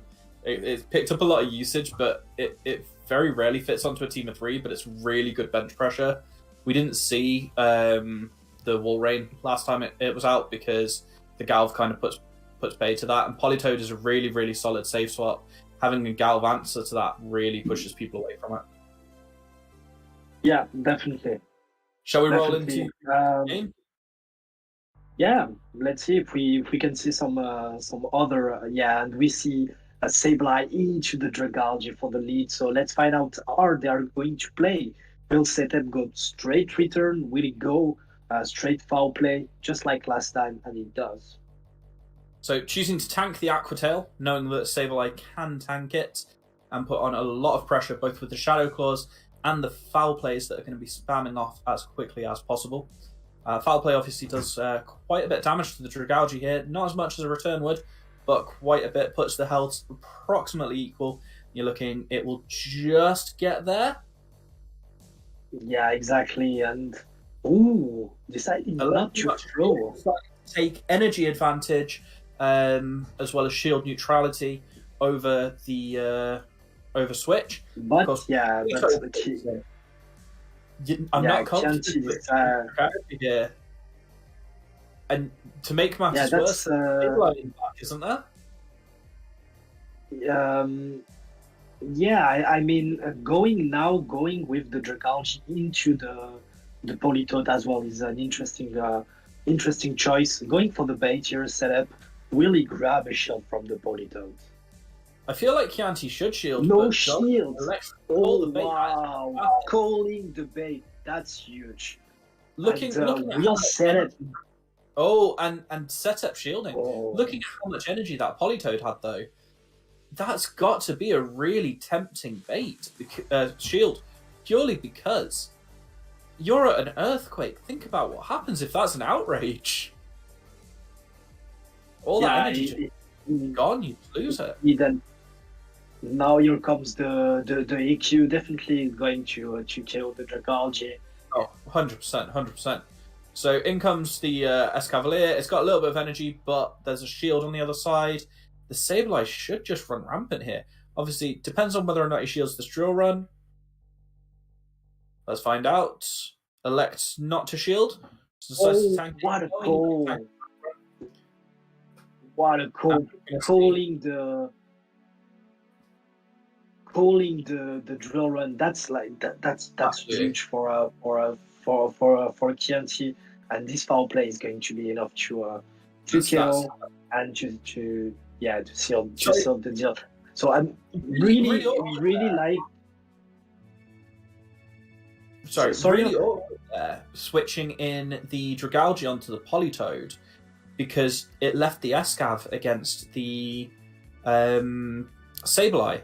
You almost end up hard down, which doesn't happen often in this cup. Especially when you look at like Escav and Umbreon that can flip matchups with a bit of energy. Yeah, and I think for a setup, I think he misread the backline of Chianti. Could maybe calling something and going for the energy lead rather than switch advantage. But let's find out if got a bad feeling we're going to see a similar thing here, though, where there's a Galvantula and an Escavalier in the back compared to a Dragalge and a Sableye. Now, I don't know about you, but if you ever put a Galvantula on a Dragalge, I'll tell you what, that's not a difficult match to win after that. Yeah, there's definitely maybe the strongest answer in there to Galv. In the core meta at least. It's one of those things with Galvantula on your team. It always feels like it beats 4 or 5 of their Pokemon, but if they've got a Dragalge, it's just so hard to bring it in because Dragalge seems to come in every single game. I'm trying to catch, trying to go for catches a return, trying to go and oh my god, the return going that much damage. We're going to see that Galvantula in the back here is going to do much better with that Dragalge gone. I would potentially even just let this shield go. Yeah. So that feels exactly the same. Choosing to tank is likely to take the shield back with the Mega Horn here. I would expect. Let's see. So in comes probably, the Sableye. So the Mega Horn, fine. Does Chianti elect to shield? No. No shield on Chianti's side, and that does a chunk of damage. 2 Shadow Claw down. We're now looking at, I would expect the Galvantula to come in, just Volt Switch this thing down. Does just get to the foul play. So, you've got to shield the foul play. The foul play and the Weather Ball that's coming in. Opting to shield and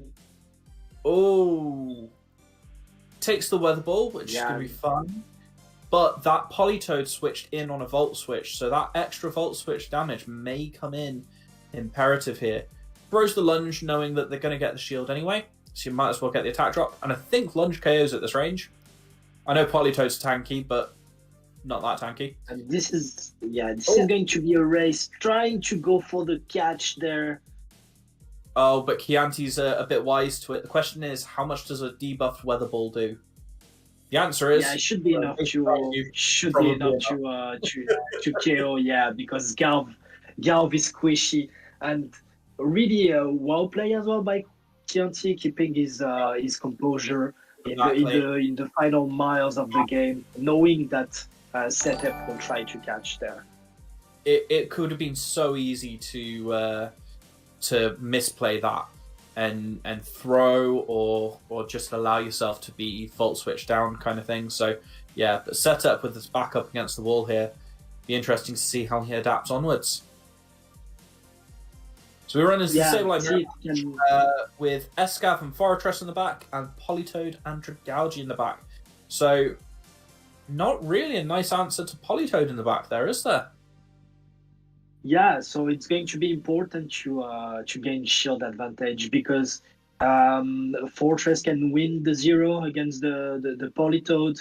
I mean, I think that Escav as well wins the 0 against the Politoad. So it's going to be interesting to see how Setup wants to play it. Landing the return is huge, and going into the Escavalier puts that option to counter down here. So what you've got the option here is to one shield, counter down, have a move ready for whatever comes in. You will gain that shield back, even if it's an Umbreon. And Umbreon's not going to enjoy taking the Mega Horn that's going to come in here. Although you're more likely to throw drill runs, I'd have thought. So I think the Sableye is going to come back in here, and we're just going to see a double drill run.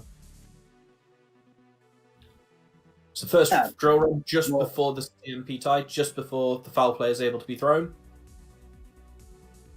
Doesn't shield. Ooh, that does put you very low. Early. And on the CMP.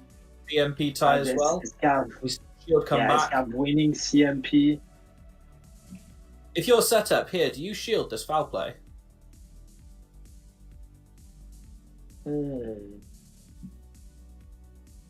He's not going to shield. I think that's the correct choice. Come in with the Fortress. There you go. And you've still got a shield. So now I'd be looking at Sand Tombing this thing as much as possible. Tries to catch. Trying to catch.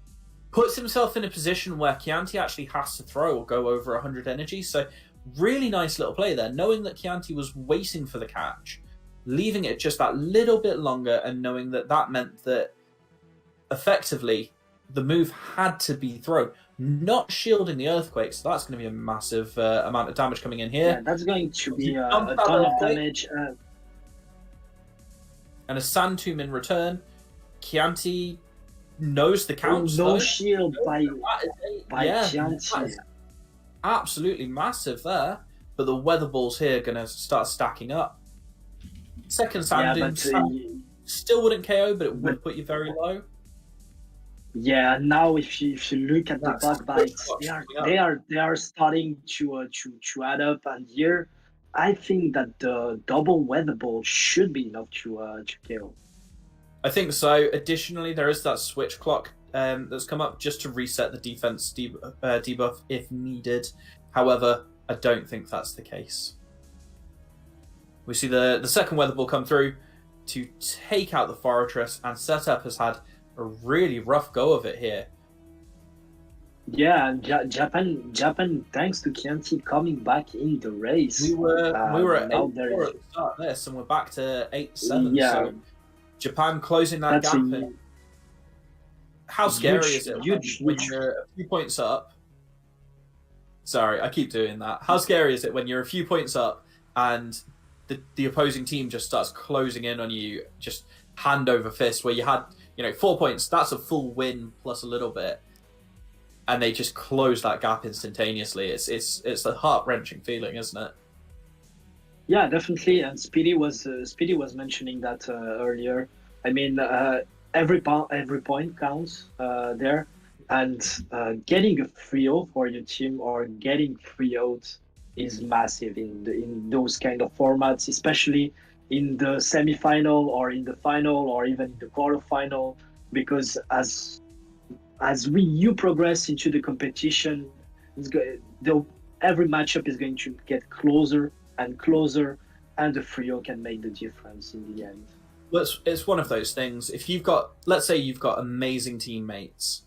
Let's say you're the weakest member on the team. If you've got amazing teammates, they can carry you through the group stages usually quite well. If you're a really good team, they can carry you through the group stages, and a 3-0 might not be so important. But when you start getting into the later stages of the playoffs, yeah, every point matters. It is always so close. Yeah, exactly. And just to answer in the chat, AJ's setup was in the Spanish roster for Comet, if I'm correct. Because if I remember, I think I played him in a Comet group stage, so he's not per se a rookie. So we've got San Judigo versus Maramaron. We've got the I recognise that team. Same team I was running all for a lot of the month. With Politoad, Galvantula, the Big Four, Dragalge, Umbreon, Escav, and Sableye, versus the Big Four, a Politoad, and a Forretress. So we've got Forretress versus Galvantula here, and that's the only difference. Yeah, exactly. That's the definition of those two meta teams that we have seen throughout the months. Either you go with Galvantula to go with this shield pressure, launch, potential debuff, or you go with Fortress to have like the double tank with Fortress and Umbreon. And Fortress is just amazing in this meta in the zero shield, so allowing you, if you have some mods that can do really well with shield, like Politoad, like Dragalge, like Escavalier, like Sableye, like Umbreon, to set up like a farm down and then to blow backline. So same idea, I would say. A really diverse meta, though, isn't it? Yeah, exactly. Exactly. So I would. Yeah, same idea, but with different mons there. So it's just like we saw previously. It's going to be important. Lead is going to be important. Shield management, energy management, aligning your mons are going to be key in this matchup. Well, let's see who manages all of those things best as we go into the first game. Yep. We've got Sableye and Forretress. This feels like quite a good matchup for Sableye more often than not. The Forretress has to be landing the Earthquakes. If they get a debuff with the Mirror Shot, for sure, it's always awkward. But the Sableye's foul plays and the Shadow Claws add up really quickly. Yeah, I think the Fortress can win this straight Mirror Shot in the one shield, but obviously. And a no shield to lose switch, but take energy advantage on whatever comes in.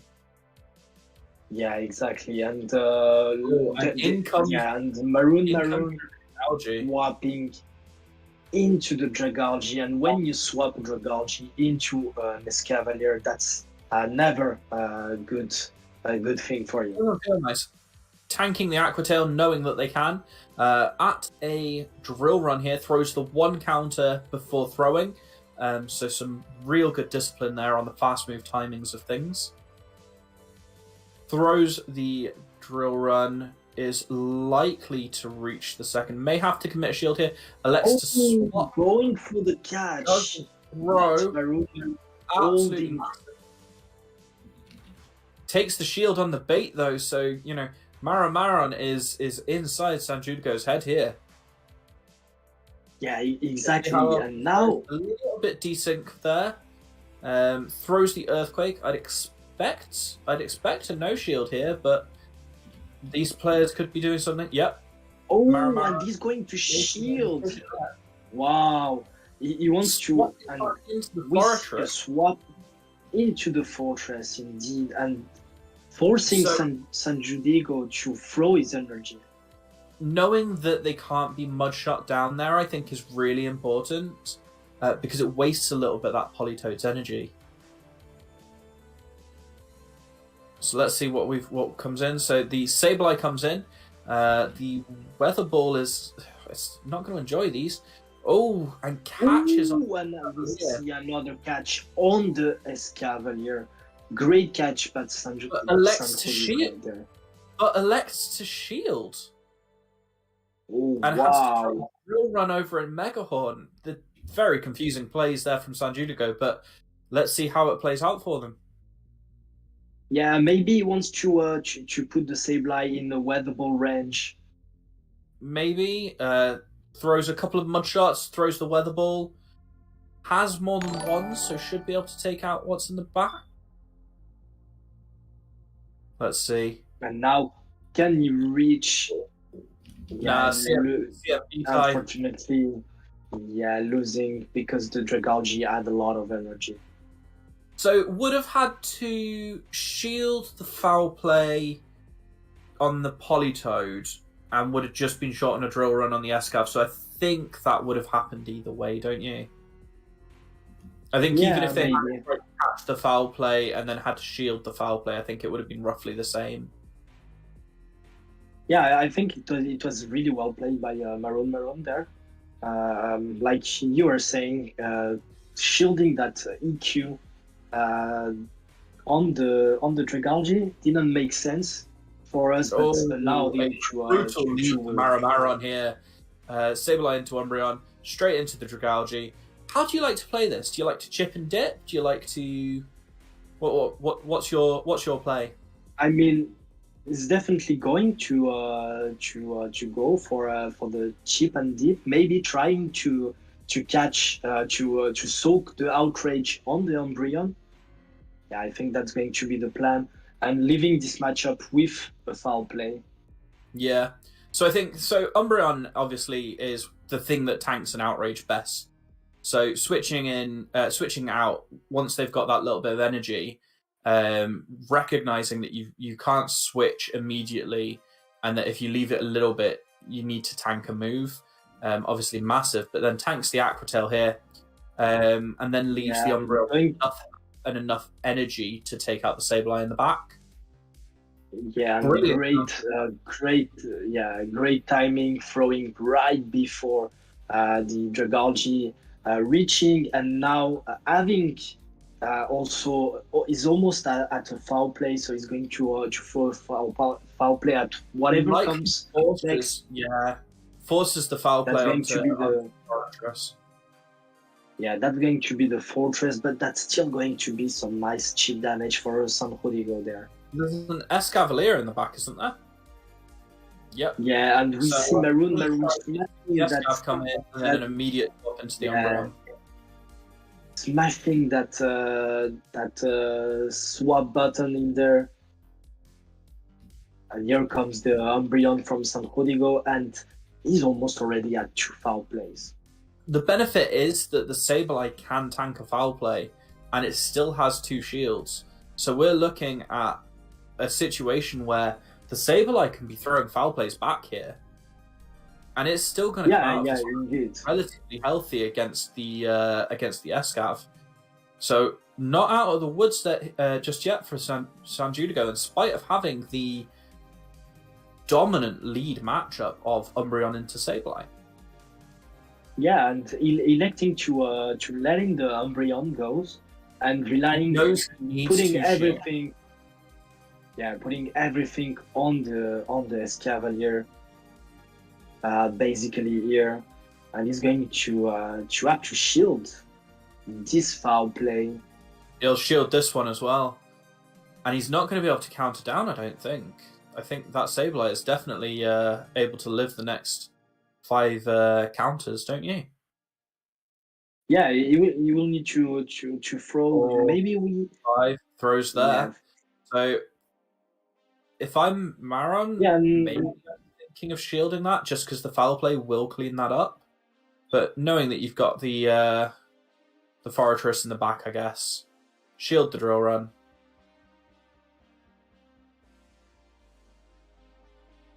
shielding the drill run, and now we can. But still, it's going to be close. Mirror shot's got to KO at this range, hasn't it? I don't think it's. Again, though. Oh no, not quite. Oh, the attack debuff and then the farm down. Maron putting Sanjudigo in a position where they've lost their win conditions so early on in the way things played out. When you look back to how that match in the first match played out, the win condition for Sanjudigo was so early on, a change in that point, and Maron just absolutely hammered it down. So really, really well played there. Yeah. If you're Sanjudigo, you're 2-0 down. Sorry. If you're Sanjudigo and you're 2-0 down, how do you adapt here? Well, let's see. He's trying to go with Dragalge. Right? That's what you do.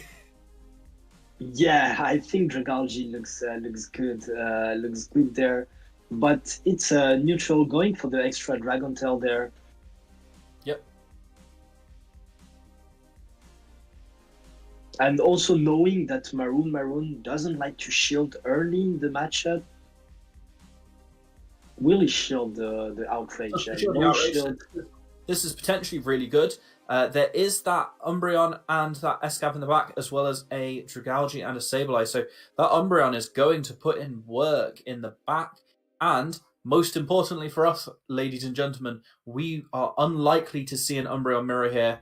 I say this, and we may still see it, but we are unlikely to see it. So, I will take that as a small win. Yeah, and barely surviving there. And this foul play, correct decision not to shield. Because it's going to leave minimal farm to the next one, and opting to swap instantly. And here comes the Escavalier Force. Technically saw an Umbreon mirror for a turn before that Dragalge switched in. Yeah, you just want to make AJ drink there. Yeah, maybe that's the case. And let's see how they want to play, because in the two shields, this matchup is okay for the Galgi, because those Dragon Tails are busted. Dragon Tail is a broken move. It's as simple as that. Look at this. Just obviously gets off to the drill run, which is fantastic, but electing to shield, so that is exactly what you want to do. Bear in mind, Maron knows that there is the Umbreon. Yeah, and interesting. That's really interesting play by Sanjudigo, knowing that he loses the two shields, so opting not to shield as well there. Choosing to play the 2-1s. Electing to shield the Umbreon. I guess you have to shield something from the Umbreon. However, we know that there is a throwing the last resort. The Spanish players knowing exactly how much a last resort does to a Dragalge. Remember, unfortunately, just shy. In comes the Sableye. And now, I think. Is this the point where definitely going to be close? Is this the point where we're going to miss not having that shield for a return here? Because that Sableye is definitely going to reach one. CMP tie on it here, I would have imagined. That return is going to do a lot of damage. Yeah, almost doesn't KO. Yeah, almost KOing there, and so I think it's again really, it's one of those. That was a much closer match. Sanjudigo really adapted well, and Maron put them in such a rough position. There was just a lot of tiny little swing points there, but I would imagine that the Dragalge comes in and Aqua Tails down. Yeah, with energy Dragalge. And Japan cruising at the moment. They were down 4 points. 6 points. They are 6 points. Yeah, they are up now 2 points. Yep. And they are still climbing. It's a 6-point swing. If you are Spain at this point, do you think about throwing the Vanny card out there? Do you think about going, look, mate, look, I know you like to play at the very, very end, but we need you to play now. I mean, they might have, they might have scheduled already. So I don't know if you maybe can flip that after the Spanish roster is still loaded. We haven't seen Juanillo played. We haven't seen LTS played. So I mean, there are still a lot of players. A lot of top could help Spain. Yeah. That could help Spain gaining back their some wins as well. Absolutely. Well, who are we going into next then? That's the question.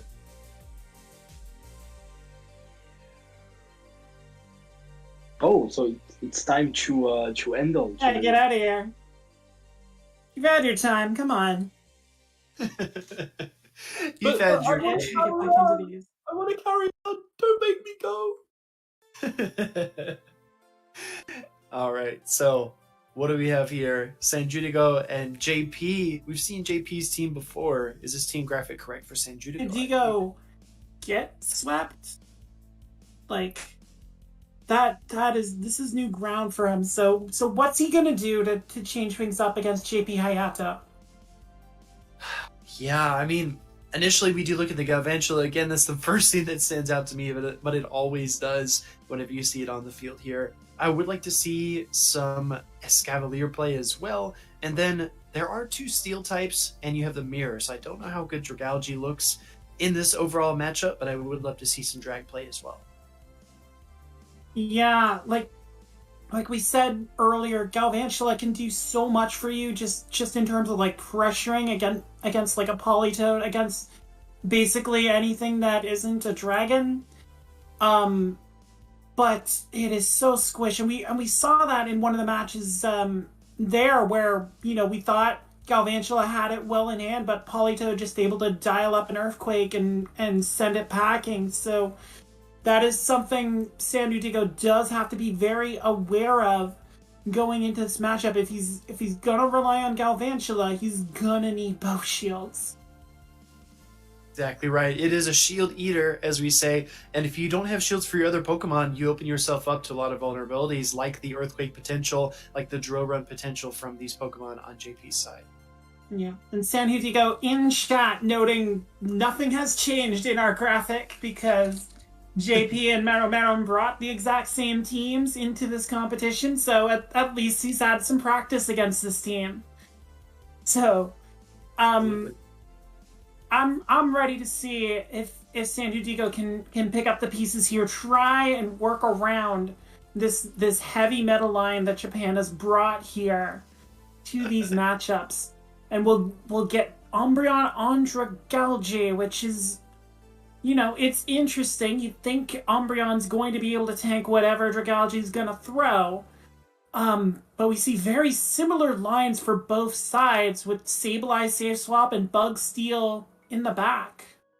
Yeah, looking at these back lines, I love the amount of neutral play that we're going to get, and it's fast-paced neutral play as well, because these aren't the bulkiest Pokemon, maybe with the slight exception of the Fortress back there. We do see the CMP tie as well on that double foul play, which is a great play from Dragalge. Lands at Outrage as well, and like you said, AJ, starting to get an early advantage, but that Umbreon already has almost another 2 moves banked.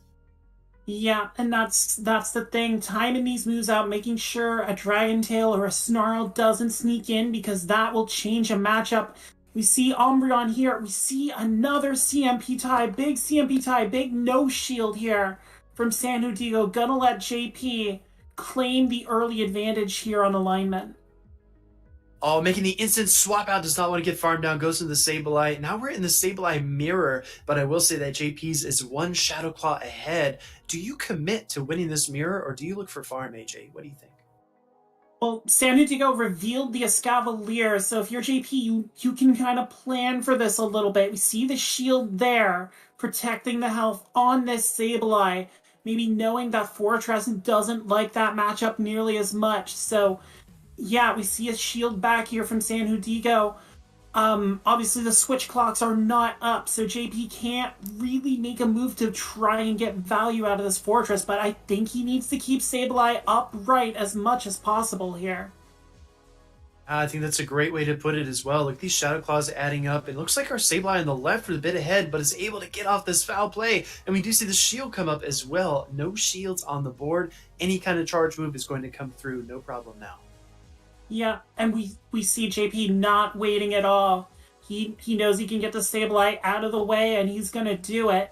He's going to have to rely on Fortress tanking. He does have Dragalge still back there as a sack swap option, so that could come into play here. He's going to bring Fortress in immediately, not wanting to lose that Sableye to a charge move, and that could be clutch here, having that Sableye banked. Yeah, the Sableye does have that charge move like you mentioned. We know the first drill run is not quite enough, but this is going to be very interesting to see how these two trainers play it out. Going for the Rock Tomb as well. Oh, and he gets there one turn quicker. Whoa. That is huge. He could not afford a CMP tie on that one. And I believe Escavalier wins that CMP. I don't have PV poke up, but it's a good yeah, you're exactly right. Sorry, AJ. It's a good rule that Escavalier wins CMP over almost everything in this cup, maybe with the exception of like a Galvantula, I believe. Yeah. I'd have to check on Beedrill, but yeah, which is very well managed there by San Hutigo. But I was informed by our producer that we do have one of these matches in this set was actually flipped on a referee's decision. I don't know if it was that one or if it will be coming up here, but we do have to be aware of that. Yeah, we have it as 11-8 Japan right now. We see that Dragalge mirror and a big catch on the Aqua Tail. That Dragalge mirror is so difficult to manage, Speedy. No, it really is. You don't want to take the extra Dragon Tail. If you throw the move, you might get snuck on and have that Dragon Tail come through. We just see the Fortress and then the counter swap into a Scavalier. We did get some moveset reveals as well. We know the Rock Tomb is on this side. Drill Run, it's going to be real close here. Maybe a couple counters after this will secure the KO. Yeah, I don't think this by itself, it's lethal, and it is not, and this Fortress is going to get to the Rock Tomb. And there's your argument for Rock Tomb over Earthquake right there. Being able to fire something at this SCAV, drop that attack down. Although that is a couple extra counters for the SCAV. No, that's an excellent point. Once you get that debuff, you get a little extra energy, but it's not quite enough. Unable to reach the Mega Horn. Does JP recognize that? No. Gonna shield a debuffed drill run on Sableye. Gotta start using these shields at some point. They both kept them in the back pocket, and JP's not going to like this third mon from San Hutigo. That Umbreon coming in with shield advantage on Sableye, and the Gem Gremlin is in a very tough spot here. All right, singing to the tunes of the BG, staying alive, able to get that first shield with the foul play, which is a great early bait. Swaps in the drag. I forgot there's so much energy on this dragon type. Yeah, it did not fire anything in that mirror before swapping out, so going to be able to get the shield there. His own Dragalge is going to come in and just wipe it out. No way, getting to the outrage here? Ooh, this is huge. That's so big. It took one turn to swap in the Dragalge, so the Dragon Tail applied, got the KO. Here comes the Umbreon looking to farm down. That outrage is massive. Oh my god, yes. And this Sableye, it can go straight. I think it can go straight foul play almost here. Gets the shield on this foul play, obviously. But oh yeah, that was just so brutal. And I do have a producer's note. I think that actually might be reversed on appeal here. Our producer Fish on a Heater, giving us these notes during the battles. JP Hayato did appeal a loss and got it overturned. I thought it was battle 1, but Yeah, I think it might have come on the yeah, see, this is what I thought happened, because I thought San Diego won the first match and then JP got the appeal on the second match, which would make sense there, if we saw like a CMP scenario with that Fortress, but where 11-9, the scores are correct. Yeah, See Dragalji swap in here. No, I agree. I guess we'll just kind of progress through as we go. It's hard to know exactly how that referee played out, but we do have our updated scores and they are correct. So, like you said, here comes the Dragalji mirror, and Mirror Switch Lock takes that health advantage and just going to wall up the mirror with the Dragon Tails here. Do we get a shield? This is critical. Yes. Yeah, you can't risk it. You know that Dragalji's been in there too long. You know it could have an outrage. This is a good shield by JP, saving this energy on the dragon to threaten either that Sableye or the Escavalier in the back. Going with a similar team as well on the right side, we do have the Umbreon Fortress in the back. We've seen the Escavalier a lot, but still bringing that Fortress has tons and tons of neutral play. We see an outrage early. JP, all anger, all the time. The outrage is shielded this time by the Sableye. Not going to get it that second time. But this is great form for the Sableye, and a catch on a Escavalier. Tried to catch an outrage, but an Aqua Tail's not bad to take here either with all that energy. And if Drag is trapped, it's going to get countered down. Looking for the switch out, doesn't get it. Dragalji gets KO'd. Big counter down there. Excellent plays. Here comes the Fortress. Yeah, and this backline from JP Hayato, very vulnerable to Escavalier, especially with a little bit of energy. Going to take the drill run on this Fortress, knowing it can tank these charge moves a little bit easier than, having to shield the threat of a Mega Horn on that Umbreon. All right, coming with the mirror shot here, we know the Rock Tomb is probably in the back of Senjudigo's mind, and he shields, anticipating that. That's a huge shield to give up. And this Fortress is going to get another mirror shot. I don't think this might actually leave Escavalier alive. No, it's enough. Oh my goodness. I didn't know if the Steel Resistance would save it. It did not. And now this Sableye has got to fire a return at Umbreon. It is going to be shielded. And JP is coasting at this point with this full health Umbreon. Half health Umbreon would be a pain in the butt. Quarter health Umbreon would be trouble, but an almost full health Umbreon is out of Sableye's jurisdiction. And it is all over but the crying here. Umbreon takes it out. JP Hayato goes 2-1 against Sanhudigo. Very, very tough semi-final performance here from the Spaniard who is in the chat. We appreciate Sanhudigo coming in, offering some insights. Says first time outrage has been shielded in this cup ever. I beg to differ, but it could definitely it could definitely feel that way if you're in a tough spot and you're trying to grab shields and your outrage always gets shielded. Oh man, feels bad. Yeah, but a big 8-1 run here for Japan to turn an 8-4 disadvantage into a 12-9 lead.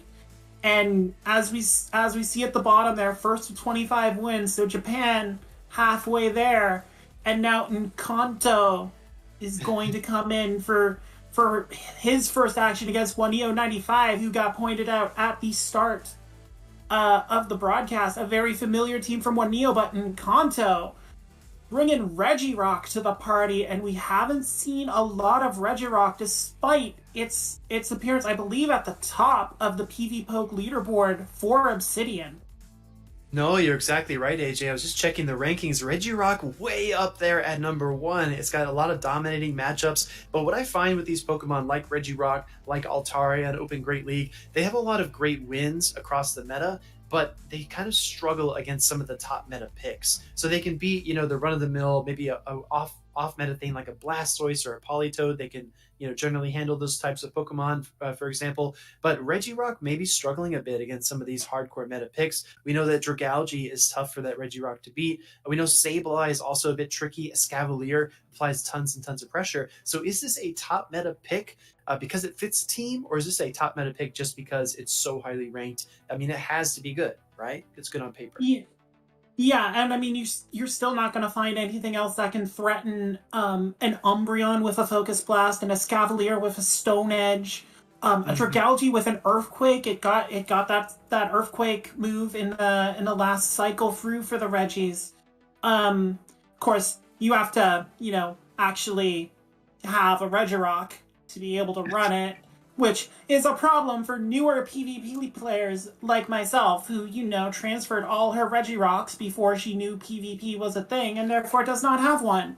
But,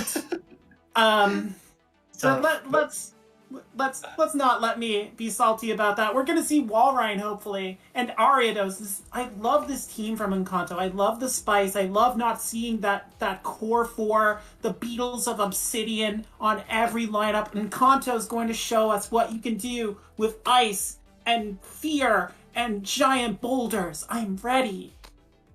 I'm really excited as well. No counter user, so I suspect we'll see a lot of Umbreon safe switches. We see the Bugs on the field here in the lead. Bugs seem to be a really great lead in this cup in general. Fortress rocking that traditional moveset, but look at that Ariados, AJ. What do you see over there on the right side? I see a double Bug moveset on that Ariados. No cross poison for this Spooter. It is Lunge and Mega Horn coming out for the OG Spider from Johto, trying to catch a move on Politoed, fails, and here comes Umbreon, gets to avoid that Ariados. That's actually huge for 1EO here. You can tell both of these trainers playing very icy, as I would say, because they made that swap instantly. Don't want to get behind on energy. These are two very spammy, very bulky Pokemon, and I think that the Weather Ball is actually the right play. But again, AJ, we talked about this throughout the cup in the Umbreon mirrors, and outside of those, patience is key in these secondary matchups. Yeah, and as we saw earlier, one misstep can be so fatal. Polishot catches an Earthquake, you're done. You have to be able to outweight your opponent, make the move at the right time, and don't allow that opening. Politoed has 100 energy, and Kanto's trying to figure out how to use it here, going for Weather Balls. See the second one come through here. No shield. Umbreon easily able to tank it. We do see the single mud shot Weather Ball combo. We did see a double mud shot, which allowed that Umbreon to get in two turns of Snarl, on that previous turn interval, making the switch, trying to do an alley-oop here to the area. Do we get a slam dunk with the lunge? I love this attempt here. Umbreon is going to shield the lunge. That is a big shield to draw for Encanto. And now, you don't have to shield this foul play. Like, Umbreon's attack in the pits as it is, any kind of attack debuff on it means you can easily take a couple foul plays here. And catching on Fortress. Wow. Look at that. Recognizing the 2 Snarls for 6 turns, the 3 Poison Stings for 6 turns, making the catch on the interval. Great play into that resisted Steel-type Fortress, right? Yeah, just wonderful, wonderful plays here back and forth from these two battlers. Two very skilled opponents going at it. The Ariados gonna take the Mirror Shot, gets debuffed. I don't think it was gonna matter, but you look at Encanto and that meta pick that he does have, that Sableye, is looking very good. Decides to bring the Politoed out to try and get this final shield away from Fortress. It's not gonna work here with the Weather Ball. The ball come through. Fortress tanks it with ease. Throwing? Looks like another mirror shot, but this Politoed is low enough. We know water is going to resist this steel-type attack. Might get a bug bite down, though. Yep, that reflection shows nothing doing on that Politoed. And a quick swap here, Escavalier into Sableye. You saw Encanto bank that Weather Ball. That could be huge in that end game if both these trainers have to come out and fire that final move. Exactly right, and look at these two trainers. I feel like we're watching two dancers. When the lead makes that switch in momentum and movement, the other one follows directly afterwards. Building up to the double foul play, though. There's only one shield. I think we're going to lose Escav here. Yeah, I think the writing's on the wall here, and Juanillo knows it. Let's ask Cav go. Still has Fortress, still has Umbreon, but knowing all this energy's out here, what do you do? Oh, blind foul play. This is actually pretty critical because it means you can get up some extra energy. And going to shield the Umbreon, because that Umbreon had a foul play. Juanillo protecting the energy, drawing the final shield out here with a foul play of his own. But this Sableye, I said before, full health Umbreon, you're not going to do much. 10% health Umbreon, a little more manageable for Sableye. Gonna get this Fortress out of the way with a foul play. And we know that Weather Ball is lurking on Politoed. Looking for the foul play damage here. 2 Pokemon on the field as that timer expires. Remember, the 2 Pokemon will give the advantage here to Team Japan. If Sableye withstands it, saving that Weather Ball for a rainy day, just like you said, AJ. Look at this combo play. Yeah, just very well played by Encanto there.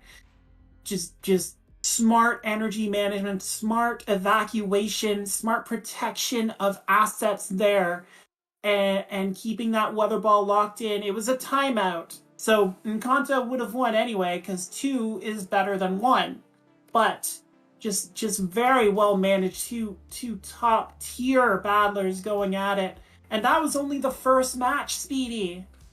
I know. I feel like we just ran a small marathon there with all the switches and all of the alignments that occurred there. Some awesome catches as well. When you bring these bulky Pokemon that have debuff potential, you can get exciting matches like that. Regirock Here we on go. the field, looking Here to we rock go. our Bug Steel. trying to read the bumps on this Fortress to find a move. Mirror Shot is going to come in. It is super effective, but it's still not going to do much. Because Mirror Shot is a low tier move, and Regirock is a tank, as these Stone Edges coming out is gonna show. Big Stone Edge comes through.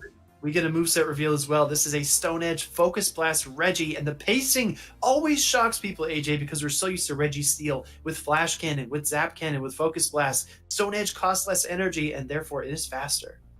Yeah, and erases that Fortress there. Juanillo's got to respond with a Scavalier, and Encanto brings that Politoed back out. Just ready to soak this Knight and try and rust it out of the battle here. These Weather Balls, they do a surprising amount of damage to a Scavalier. And look, if you blink, you miss it. Politoed's at another Weather Ball here, applying so much pressure. I gotta say, the momentum seems to be all on Encanto's side. I think Juanillo really kind of fighting for any kind of ground they can get here. Yeah, you used the term suffocating earlier. I think Encanto's got the pillow on Juanillo's face right now. It is just no room to breathe. All these moves flying. The Politoed spam, the Regirock spam, another Weather Ball. I don't think Juanillo can... No, he's going to shield it. He's going to try and keep this Escavalier alive as long as he can. But another Weather Ball's going to come. He catches this one, though. That's a big catch. That's a huge catch, and it prolongs this matchup a bit. Staying alive to fight another day. We did see the Escav exit with a lot of energy as well, so it does have the potential to strike, maybe when they're not expecting it, throwing the foul play right away before the Focus Blast. This is big. That's a big foul play. Gets the final shield out of Encanto, but you saw the Japanese player going for that Focus Blast, and he is there. And how much of a boom do you think this is, Speedy? This is a 50% boom. No, it's more than that. Like 65. It is the big 60. Look at this pacing. And already they are not ready. They are not ready for the rock. Oh, the rock says your Umbreon is toast. And that's the bottom line. Although Escavalier is going to polish off that Regirock, there's a full health Sableye on Encanto's side. Exactly. And you have to send some of this Escav energy somewhere, right? Here comes the blind drill run. I don't know if I love this play. Maybe would have liked a Mega Horn here, but this is really, really close. I don't think there's much Juanillo could do here. It does take out half health. He gets the second one. So this full health Sableye is essentially just going to soak up this energy. But that Politoed's still there. It's in the yellow. It can just mudshot down. And that is a GG. Speedy, did you smell what that rock was cooking? Because it was cooking up stone edges and dishing them out like nobody's business. Somebody needs to clip that. That was awesome. No. That was really well said. And Regirock, again, the pacing is just something you have to adjust to. When you go into these matchups and you're fighting these one-turn fast-move Pokemon like the Fortress, like the Regirock, any Dragon Breath or Water Gun user, I always try to think in terms of relative moves. So if you have a Snarl that's 3 turns, how many Snarls to the Focus Blast, right? That's the kind of methodology you need to bring. Here comes a Sableye Mirror. Go ahead. Yeah, no, I was going to say that's exactly how you have to play it with those one-turn moves, is just try and gauge on your own moves and try and keep track that way. But when a very, very tough lead, and Encanto able to draw a shield out early with that foul play and then send in Fortress to bite away at Sableye here. And this is going to be really tough for Waneo to try and work out of, especially with that back line. No, you're exactly right. And I think this is an early hole, an early deficit. I wanted to point out as well, Wanila's Fortress, we talked about spicy movesets before. It's actually a purified Fortress. So it does have access to return, but we did not see that on the left side. Yeah, that does add an extra wrinkle. Shout out to Enhoff, the Queen of Return.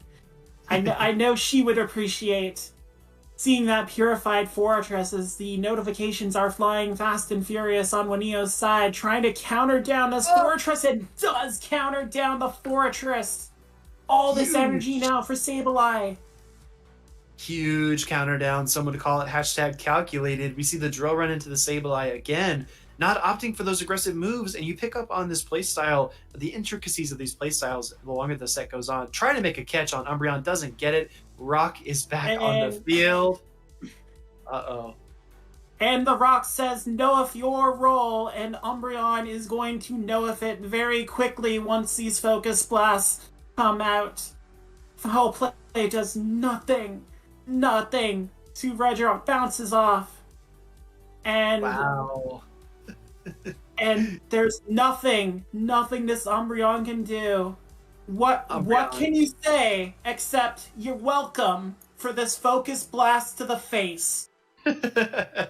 Umbreon tries to take it like a champ, going to try to get off the third foul play, hopefully before this Regirock outpaces to the Stone Edge, but I think Reggie gets there first. Look at how lightning fast this Pokemon, and not even going for CMP. I thought we were going to see a CMP there. Yeah, I think Encanto's just showing off here at this point, trying to go for the Focus Blast, still takes the foul play here. Might be actually going... I think he went too low there to try and go double Stone Edge. I think Stone Edge is a 55 energy move, so I think, not able to double up here on that Escav. Oh. And that might have been a very big misstep there, because the Scavalier takes it out, and Waneo steals that. The hubris, the Rock preening for the fans, just putting the hand up, and Waneo just rising up like Stone Cold Steve Austin, and the stunner from the Escavalier to steal a point back from Spain off Encanto. I think I'm running out of the Rock references. So we'll see if I have any left for Encanto's second battle, but... We'll see what happens here, right? Again, I think the hubris is a great way to put it, because the Regirock looked in control, had the potential, as we saw in Game 1, to win the CMP tie against Umbreon, did not take that ticket in Game 2, and maybe kind of posing on the ropes a little bit too much and got hit with a chair from behind, was unable to take that second game. Yeah, just the Scavalier coming in with the RKO, just decking the Rock there. Just, oh my god, we can probably keep going. Hey, I know, right? All right, I am happy now. I get to call both Polishaw's matches today. Freaking right. Exactly. And, go ahead, AJ. No, I was just gonna say we get to see Pokemichi come into play with that extremely meta team that half of Japan is rocking. Well, these teams are pretty powerful. We do see Japan with a 4-point lead at this point in the broadcast. But yeah, Polisha versus Pokimichi is one of those matches we talked about before we started, being a really, really exciting pair. What do you see from these two teams? I mean, we've seen Polisha take on this team from Japan at least twice already in the stream, so I think that she has a pretty well dialed in strategy. Oh yeah, I know Polish has seen this team a lot. She can handle it. That Politoad's not so safe with Galvantula on her bench. And like I would not be surprised, honestly, to see a Galvantula lead. And then maybe like an Escavalier Umbreon backline. Just to try and bait out a Dragalge safe swap from Pokimichi and then be able to punish it. So, I mean, I am no Polisha, so I don't know. I did not do well in Obsidian, so don't take my word for it. We're going to take a look here just shortly. Polisha with incredible plays already in this Gymbreakers tournament. I can't wait to see more magic. Still stunned by that Earthquake catch, I swear. So good. Just completely demoralizing. It's just when you get hit with something like that, it's hard to come back from. That's like a career-ending Earthquake catch, you know. Sableye on Dragalge here in the lead. These Dragon Tails obviously going to chunk away at Sableye, but Dragalge doesn't like Shadow Claws either. It's going to be a test of nerves here. Who's going to go for the move first? And it's Sableye with that foul play. An early shield from Pokimichi here. Again, Polisha's Galvantula lurking on the bench for this game one, but that's not in Pokimichi's realm of knowledge at this point. And you have to wonder, going for the outrage, gets the outrage through, AJ. That's humongous. Whoa. I was just going to say, your Dragalge's your best Galv answer, so you have to be careful where you deploy it. Here comes that Politoad switch in. Yeah, big outrage landed by Pokimichi to get Sableye out of the way. Polisha brings in Umbreon to face Politoad, kind of wanting to keep the Escavalier with a little bit of energy there that it gained in that brief cameo appearance. But this Umbreon's going to have to take a lot here. Umbreon, as we've seen, can defeat this Politoad, especially up shields. But that Escavalier looking more and more deadly in the back as well, especially behind Polisha's double shields. Yeah, and we do see that Sableye lurking for Pokimichi as Azure is going to come to the party with the raid. Thank you for the raid, Azure. Greatly appreciated. You came in at the right time. We got this hot matchup between Polisha and Pokimichi, Spain against Japan in the Gymbreakers semifinals. Umbreon trying to take out this Politoad with the foul play. Not enough on that one, and Politoad's gonna get these moves off. Exactly right. We do see Lurgan Rocket, our Liverpool regional champion, in the chat as well. Welcome in, Azure Raiders. Hope you're enjoying the stream. This Escavalier's gonna get to the drill run here. Pokimichi not shielding the Dragalge. He's gonna let it go. Wow. And Dragalge going down. yeah, I don't know about that one, Speedy. With two shields on Polisha's side, I think you needed that energy to start peeling some of them away. This Escavalier's gonna get the Mega Horn off. And again, no shield! Look at the finesse from Polisha. Somehow she's just dialed in. It doesn't matter who she's battling. She knows when to throw the big move, and she knows when that shield is unlikely to pop up. Oh my god, Escavalier wrecking Sableye's life with that Mega Horn. And here's the second shield on the Weather Ball, and if I'm stunned for an entirely different reason, Speedy. I mean, we saw. Go ahead. No, I'm just trying to get into Michi's head. What happened there? I don't understand the no shield situations there. I just don't. It was really, really insane because we saw that Sableye go down early and we're like, oh no, Polish is in trouble. But she was exactly where she wanted to be in that situation. And yeah, I agree. The no shield there, it seems like it doesn't make a lot of sense because you only have a few opportunities. You have to make the most of them. Here comes the Fortress lead into that. Dragalge, you got to give that extra Fortress. Yeah, that's a bit better for Pokemichi to try and come back here. We see the standard Mirror Shot Earthquake setup on this Fortress here. Dragalge's gonna get the first move off, but Fortress laughs at Aqua Tails. A non-stab Aqua Tail at that from Dragalge. Yeah, no problem for Fortress, and he's gonna go right for the Earthquake, and it's not gonna be shielded. There's just no love for the Dragalge going down.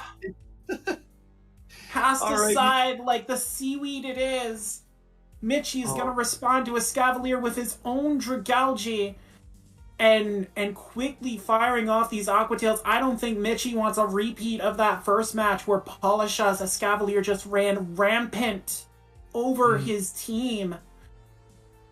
I agree. Fear the Escav. Here comes the first drill run, and we do see the shield as well. The energy pacing for these two Pokemon is quite similar. Dragalge able to get to that Aqua Tail and 4 Dragon Tails, but it's doing a lot of damage. Oh, with the fast moves, we see the Umbreon switch in, and I think that Pokemichi has me feeling pretty good here. You get to keep Umbreon away from Sableye, at least for a little while. Yeah, and really get to chunk away at this Umbreon here, both with the Dragalge and the Fortress that he kept. So you do really like to have to like Michi's position here, and he's quite content. You see him hammering the switch there, trying to get this Fortress in to face this Umbreon. Gonna take a foul play here, but that's not gonna be lethal, Speedy. No, it's not quite lethal, but I'm just kind of puzzled because I think that this Umbreon can really stretch its way through a lot of matchups, and this game is pretty far from over. Trying to reach for the Earthquake! Oh, look at those Fortress IVs. I think this will seal it. That's a big stand there. You could see Polishaw going for the farm down, but the EQ is not enough to take out Umbreon. So she's going to get to fire all this energy off against the Dragalge and the Sableye. And I'm not sure if that is Scavalier left with a Drove Run. I think it does have some residual energy, and because it does have a little head start, I think that's all it needs. Firing up the first foul play here, I would love to see a double foul play and then a switch in to silence this Sableye. Let's see if Polisha plays it that way.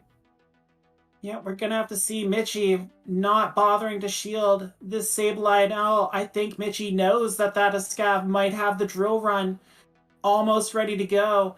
Polisha going to build up some more here, try and get as much energy as she can. But Michi was ready. He saved that shield. Drill run denied. And Sableye's at the foul play, and that should be Jam Dylan here for Pokemichi, getting a point off Polisha. Yeah, just one Dragon Tail, 2 Dragon Tail. It's fine. It's fine. We saw the Dragalge whip that game close. Very, very impressive set from Polisha and Pokemichi, but my goodness, that was a really hard deficit to come back from. Polisha taking those early losses in terms of HP. Just it gets very, very difficult, especially later down the stretch in these matchups. Yeah, but you could see the adjustment Michi made there, knowing that Polisha was going to try and ramp up again with that Escavalier, making sure he had the shield, letting the Umbreon fire away, and oh dear God, no. All right, let's get the counter going here. We got the Get Umbreon. the counter. Both 1497 CP. Okay, might be the same rank. Speedy, you going to Seattle? I was actually going to ask you about Community Day, what your plans were. I don't have any plans currently to go to Seattle, but I do have some family there. It would be nice to see them. I already bought my ticket, and it's expensive. I'm flying from opposite end of the continent here, but like there were like 2 spots in America where it's like, all right, if the Go Fest is there, I'm gonna go. Seattle was one of them, so. Oh, nice. Gotcha. So. Yeah, if I go, I'll be coming from a low point as well, coming from Florida. So it would be quite a hike for myself as well. Yeah. No, Nova Scotia to Washington, a bit of a trek, but I'm willing to make it. I mean, by then this match might be out of the mirror. I don't know. Maybe you'll be through TSA about halfway through this Yeah. match. Oh yeah, I think I can renew my passport in the time it's going to take for this Umbreon mirror to play out. Exactly. Don't even need to expedite it. But as we look at this back line here, we do see the last resort coming through. A bit of mutual lag for these trainers. Maybe a little bit of visual offset. No, we could see the lag on Mitchie's side there was in the move window for a while there. Even the game's tired of Umbreon mirrors. Just like, oh my god, are you still going? The server's like, oh my god, another last resort?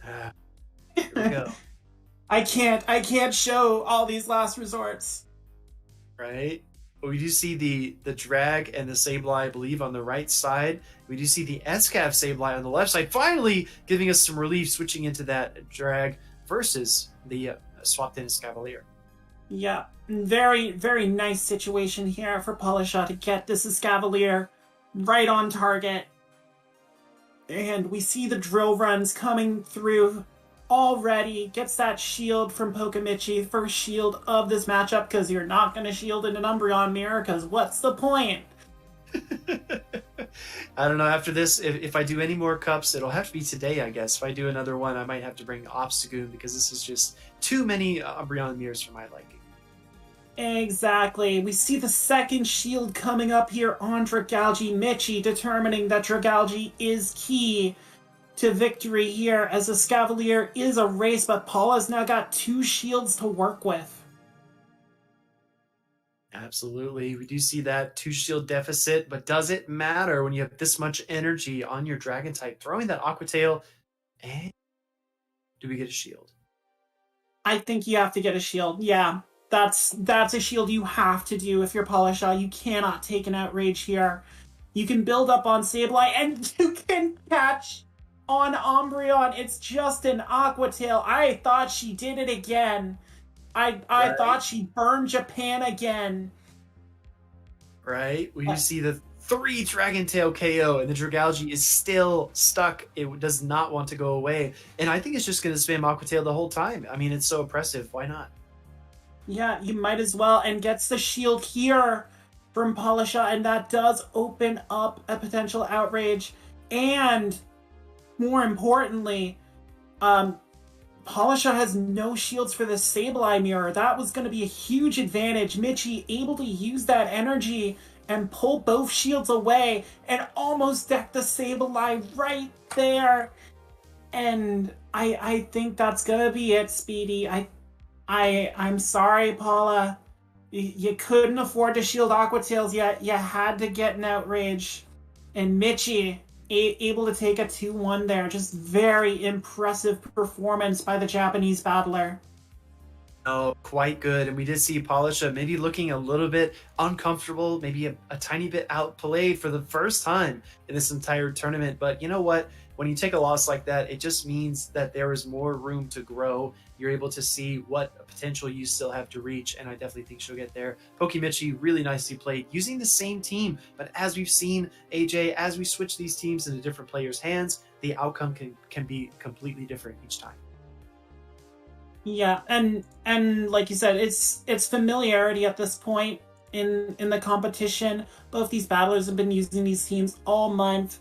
Very familiar with the core, because Obsidian is apparently a 4 Pokemon meta. And just Michi knowing exactly what he needed to do to counteract the Escavalier dominance that we saw in that first game. Again, just being able to make adjustments like that in the middle of play is what really separates battlers. And Michi, I mean, he's near the top of the leaderboards for a reason. I believe he was number 1 after Comet. Had a bit of a drop off since then, but still a very dangerous opponent, and we saw why. Absolutely right. 2 great battlers, but it looks like we're going to take a shift here. We're going to switch over to our other casters, I believe.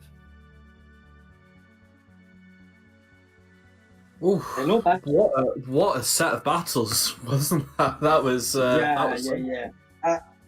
I promised you some nice battles. I think we are served here with all those players making crazy plays, crazy catches. That's really, really nice to see. Yeah, it's one of those things where you sort of look back and you go, okay, this is why they're playing at the level that they're playing at, isn't it? Yeah, But should we look at the next matchup? There is a couple of Pokemon that we have not seen yet.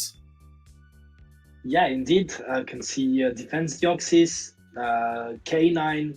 So those are interesting picks. What are your thoughts on that, Okai? So, I like Defense Deoxys in theory, but as a Psychic type, it's got Ghosts of Sableye, Darks of Umbreon, Bugs from Escavalier and Forretress, and in this particular case, Galvantula. And it just feels like it doesn't quite do what it needs to do. If it was able to hang with Umbreon, maybe, but it kind of doesn't fill the role that I'd want it to fill. You know what I mean? Mm-hmm. That Ninetales, on the other hand, looks really fun. Yeah, indeed. And I mean, like, for the Defense Deoxys, even like something that you are supposed to win, such as, for example, the Escavalier. The Escavalier still has the Mega Horn to hit really hard back at you. When it comes to the K9, indeed, I'm seeing a bunch of targets that doesn't want to met with the K9. Escavalier, Galvantula, Fortress. I mean, even can goes toe to toe with Umbreon and with Sableye as well, especially if you land the overhit, because I'm assuming it's an overhit K9. Could be Psyshock for that Dragalge. Could be Psyshock indeed for the Dragalge. But then, indeed, I mean, if it's an overhit, the Dragalge is the only wall to it. If you have Psyshock, then let's say that Sableye and Umbreon could do the trick as well. Yeah. Well, shall we see if it? Oh, it comes in game one straight into the. Talking about the K9, and we are seeing the and K9. It's over here. Okay, it's not Psyshock. And yeah, it's over it. Makes sense, because I think you want to target most of the opposing team rather than only one mon. And I fully agree. And you've got the opportunity here to overheat and dip. And that for me is one of the best ways to be playing these self-debuff mons, where you can play them in the lead, like we had Malamar, where it was in the lead. If it was something that it was having to superpower, it would superpower, it'd dip, and then it would come in to clean it up later in the game. And we've got a Umbreon mirror match, so kicking things off with just the worst. Yeah, one more sip. And indeed, we saw the overhit doing some really nice damage and putting the Umbreon into the yellow. And now Dayoshi can farm a bunch of energy on our own Umbreon. Yeah, and that's one of the things. So here, that last result's put it really low. I wouldn't say it's necessarily within snarl down range, but you can certainly get up to 100 energy, throw a foul play. I mean, it may actually be in snarl down range here. Come out with just so much energy, and nothing likes to take multiple foul plays from Umbreon, do they? Yeah, unfortunately for Dayoshi, that's a CMP. And the zero damage foul play though. In comes the wall charging, which is nice. This set. Oh, that's really a great read there by Dayoshi, predicting the Dragalge from Juanillo and bringing the one of the biggest counter to the Dragalge in the meta. So, do we think that the Walreins come in to pair with the Ninetales because the only really solid Ninetales answer is the Dragalge? Yeah, definitely, and I mean, you could expect Dragalge as a safe swap as well, most of the time, because it has an incredible 2-shield scenario in this cup. So, I mean, bringing this team is I think really well read by Dayoshi for this game. Oh, First and a game. great catch there though from Juanilo, just trying to keep in it. Unfortunately, that Walrein still has a lot of energy. I would expect the Shadow Claw down here, probably. Oh no, I'd have thought maybe tank a Weather Ball, but nope. In comes the Umbreon. Umbreon still got 2 foul plays.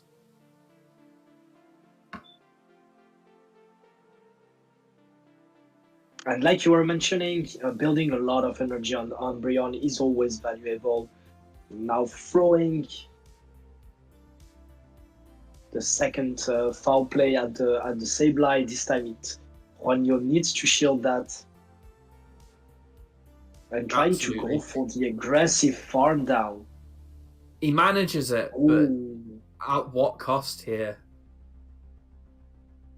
Has to throw the energy realistically. No shield here from Dayoshi. I would expect that Ninetales is just going to go to town here. I mean, realistically, Ninetales could overheat at this point just for a bit of fun.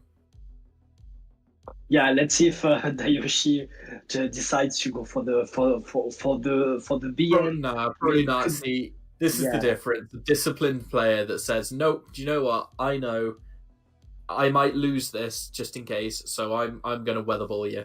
Yeah, and also this is the first game of those two players. I don't know if I would go for the BM in game one, especially if you lose the 2 remaining games. Yes, but you could put your opponent on a mental back foot, couldn't you? Yeah, that's right. That's right, as well. So it's a risk to consider. So we saw the Walrein Ninetales core there. How do you think Juanilo is going to be able to adapt? So we've still got the Dragalge come in, and we've got an Umbreon and a Sableye. We are seeing the same core again from Dayoshi, the Walrein and the K9 core, but this time for Juanillo the alignment looks a bit better. So let's see if he can how we can just grab this game here. Well, the problem here is that Umbreon does not have a massive attack stat. Both Pokemon are very bulky. Both are very spammy. I'm not going to say this feels quite like an Umbreon mirror, but it certainly feels just about as long, doesn't it? Yeah, it's going to be quite long. And you are suggesting that AJ should drink another sip. That's Oh, I'm definitely suggesting that AJ should drink another sip. Okay, that's the equivalent of an Umbreon mirror. Interesting then. This Icicle Spear is going to put the Umbreon in the red, but the Umbreon is going to be able to win the Zero Shield. But Dayoshi chooses to shield. Shield. Is this an aggressive Powder Snow farm down here? I think maybe just one short. Oh, yeah, throwing right just before. And no shield on Juanio's side. But plenty of energy to throw on the Sableye here. And Sableye is going to have a difficult time Shadow Clawing down. I reckon the Walrein will reach one more Icicle Spear before the Sableye is able to Shadow Claw it down. Maybe just one shot. Unfortunately, that just was in time. on the first Icicle Spear, wasn't it? Yeah, that's really, really clutch here. And it's going to be interesting because Juanillo has shield advantage, Dayoshi has 2 Elfimons. They both have Dragalge in the back though, so this chip damage with the Dragalge here might actually be critical. Yeah, that's a great catch for Juanillo, catching the Weather Ball on the Dragalge. A great catch, but this Dragalge in the back here, are we not just going to see a Dragon Tail down? Yeah, we are, but Dayoshi will need to use the last shield.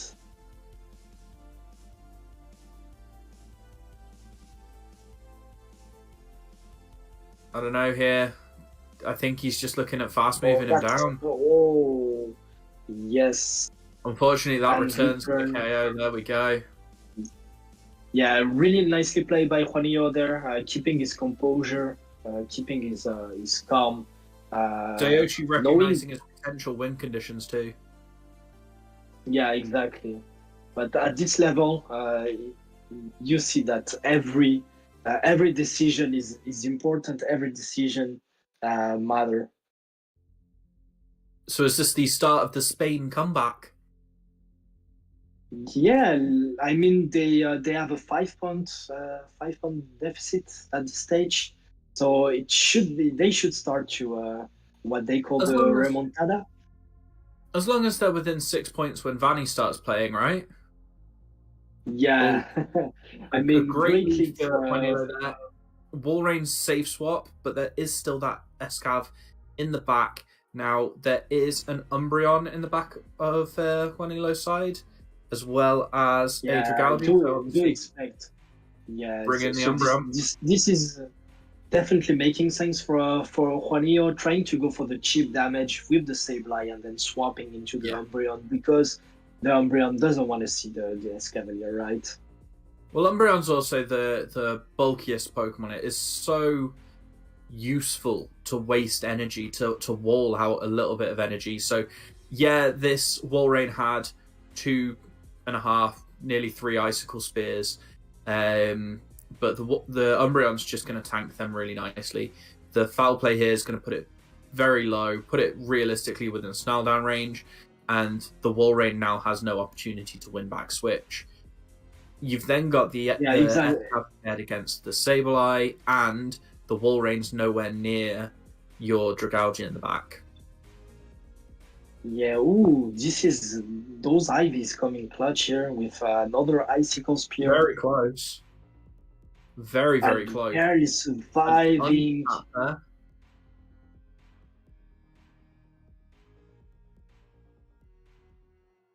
And that's the perfect situation Yep. there. And coming with the Umbreon. Well, there was an Umbreon mirror match for you. Yeah, exactly. It counts, And right? That's what we're saying, yeah? And actually, those 2 or 3 snarls on the almost deadly Umbreon could come handy there as a great energy lead. And Juanillo going for the bait. So, I agree. Oh, the shield, absolutely critical there. It could also be where the Umbreon loses this softly, and the Escav is able to farm down and regain that energy lead. However, down a shield is not where you want to be, especially when this Dragalge is loaded with energy. Yeah, exactly. Great. Again, Juanillo keeping his composure and calm. And now he's going to shield the drill run. So Juanillo And just building- needs to throw 2 foul plays here. One to take the shield, which I would expect will take the shield here. I would expect. Yes, it does, indeed. 1 to KO, which will come just after having to commit a shield of his own. So we're back into the zero shield matchup. Would you like to see a little bit of farm? Yeah, definitely. I think he needs to. Juanillo needs to overfarm, and he's going to overfarm perfectly. Perfectly. Just Absolutely right perfect. before this Escavalier reaching another drill run, so he's loaded on energy. Ooh. The foul play chip would be really useful. How much does Outrage do to an Umbreon? Yeah, not enough to yeah, I don't think it's enough to I to don't kill think the it's Umbreon enough. at this range. What's worse is that Umbreon But- just snuck a snarl through. So we're talking very, 2 snarls before its next outrage, before its next foul play. Yeah. Would Unfortunately. have been. I'm surprised. Dragon Tail.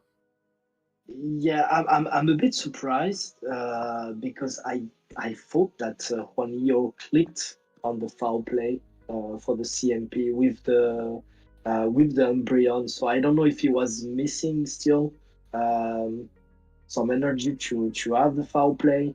It was, but it was. I was curious about that. I don't know I wasn't. maybe Watching. saw that better. I wasn't watching Yeah. that, unfortunately. I just saw the Umbreon go for it.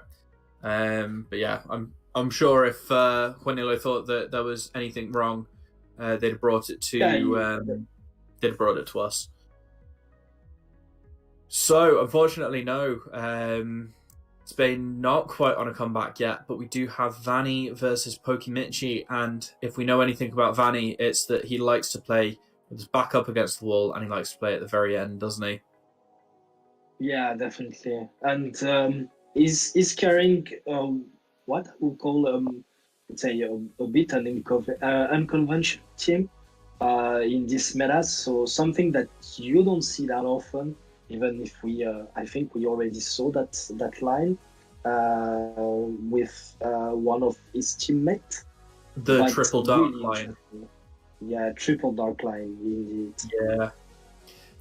So I think what's interesting is that even though we're looking at what we would consider to be an unconventional team and quite a spicy team, you're still looking at a core of 4 Pokemon of Dragalge, Umbreon, Escav, and Sableye, which of course is exactly the same on Pokimichi, along with the Forretress and the Politoed, compared to Vanni's Beedrill and Obstagoon. So let's see what the core breakers are here, how they play it out. Will we see that triple dark line again? Will we see more Umbreon mirror matches? And will we see that Beedrill? And what moves does it run? Yeah, I do like the Beedrill to be honest, because I think it's a great Swiss Army knife for Vanni. Could put a lot of pressure on all the mods.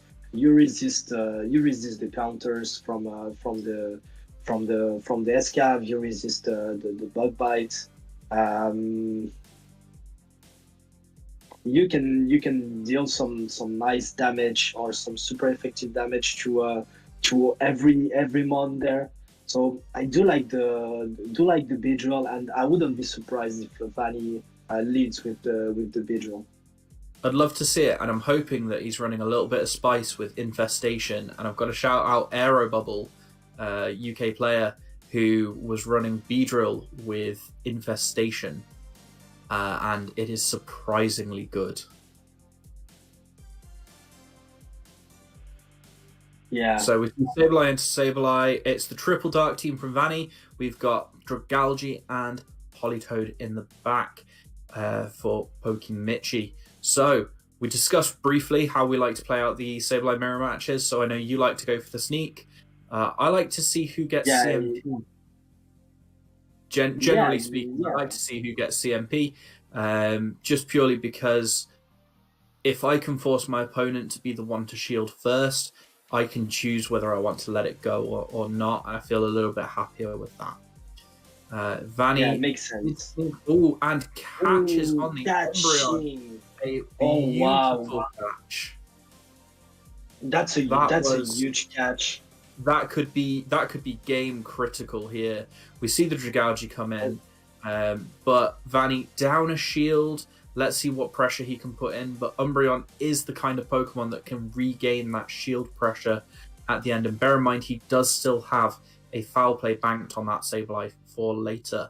Yeah, and not only catching the foul play on the Umbreon, but as well using the Umbreon to try to lure out a potential hard answer to dark types for setting up in a way the sweep or potential for the obstacle, especially if the Escavalier was in the back. You see the Sableye lead, you see the Umbreon, you directly go to the Sableye there, to the Escav there, but no Escav on Pokemichi side.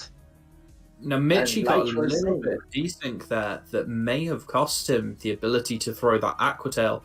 Vanni recognizing that his opponent was just a turn behind and knowing that he could push for the CMP tie, but actually win the CMP tie because he'll be a turn ahead. Obviously, we've got Politoed into Obstagoon. Very spamming matchup from both sides. We have seen this a couple of times today. I would expect Vanny to be running straight Night Slash, although it looks like he's building up to a couple. Do you like to throw the Night Slash earlier or later? Yeah, I mean, he's probably trying to fake potential hyper beam there. Or going shot, but Pokemichi is not going to fall for that. Obviously, I think that if you are going to throw a Night Slash, the earlier the better, especially if you get the boost to boost your counters. Another dirty catch by Vanny, catching the Weather Ball on the Sableye. That was yes, absolutely, and manages to get the Shadow Claw to go through. This is definitely that was beautifully played by Vanny. I think this is completely over. Yeah, exactly. You could choose shield, you could choose not to. You've got a move on the Obstagoon. You've nearly got a move on the Sableye, and that Politoed isn't quite at 2. So the foul play KOs. And the foul play is going to KO the Politoed. So really nicely played, not falling as well for the attempted catch by Pokemichi on Vanny's side. So Vanny starting the Spain train, get them going back up to closing this gap to within 5 points. So let's see how Pokemichi adapts, how Vanny adapts, and continue that running. Exactly, because if you run a triple dark team in the first game, how your opponent is going to react? Is he going to bring Escav's got to come in, right? And we see Escav here. And Escav, and there is Escav and Umbreon in the back for Vanny. So we've seen this matchup before. Again, I quite like this matchup. It feels good from the Sableye side.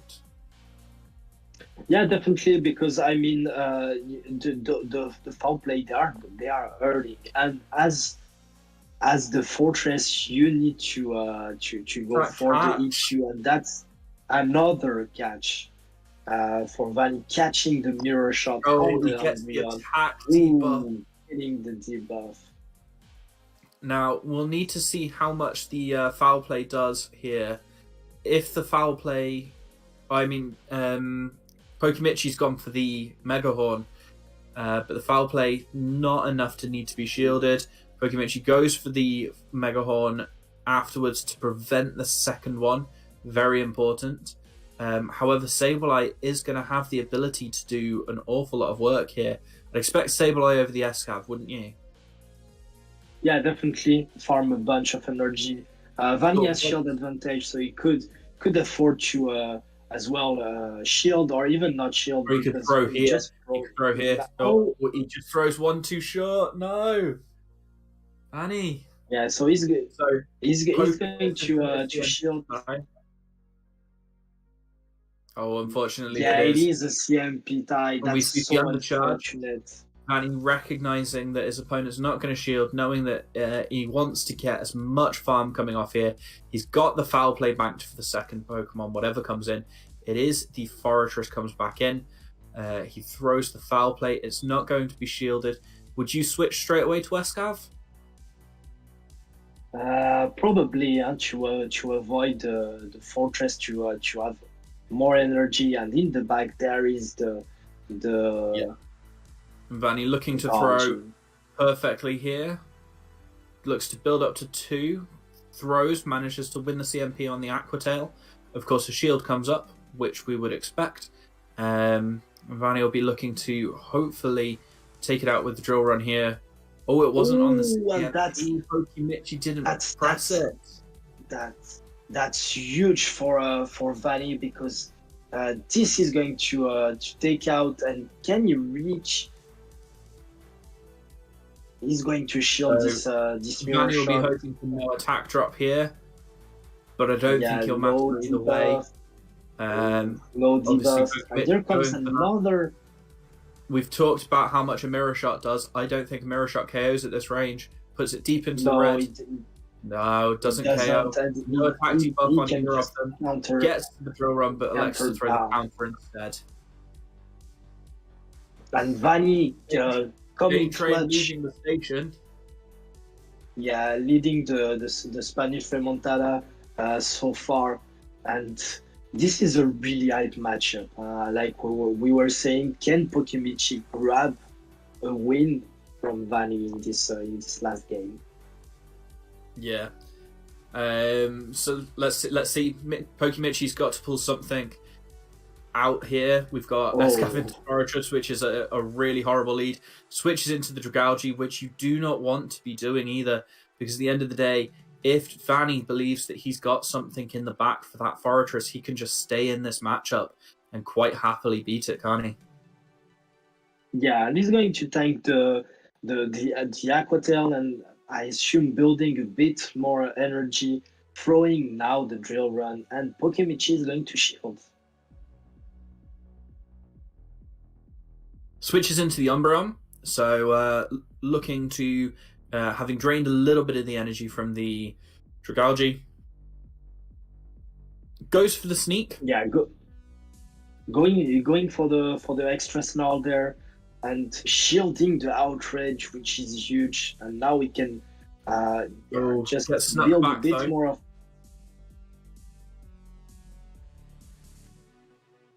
But shielding the outrage is real KO. Yeah, shielding the outrage is huge, and we see a swap from Pokemichi, but you don't want to come with an Escav in. Yeah, definitely a loaded Umbreon into an Escav is a tricky situation, because this second foul play is going to put Escav. He's forced to shield. He's just forced to shield. He needs to throw almost immediately, because Vanny's only 2 snarls off the next foul play. He doesn't throw immediately. In fact, Vanny manages to finish his snarl in the middle of a counter and is able to throw the Drill Run CMPs. So this is an absolute worst case scenario for Pokemichi. Vanny playing trying to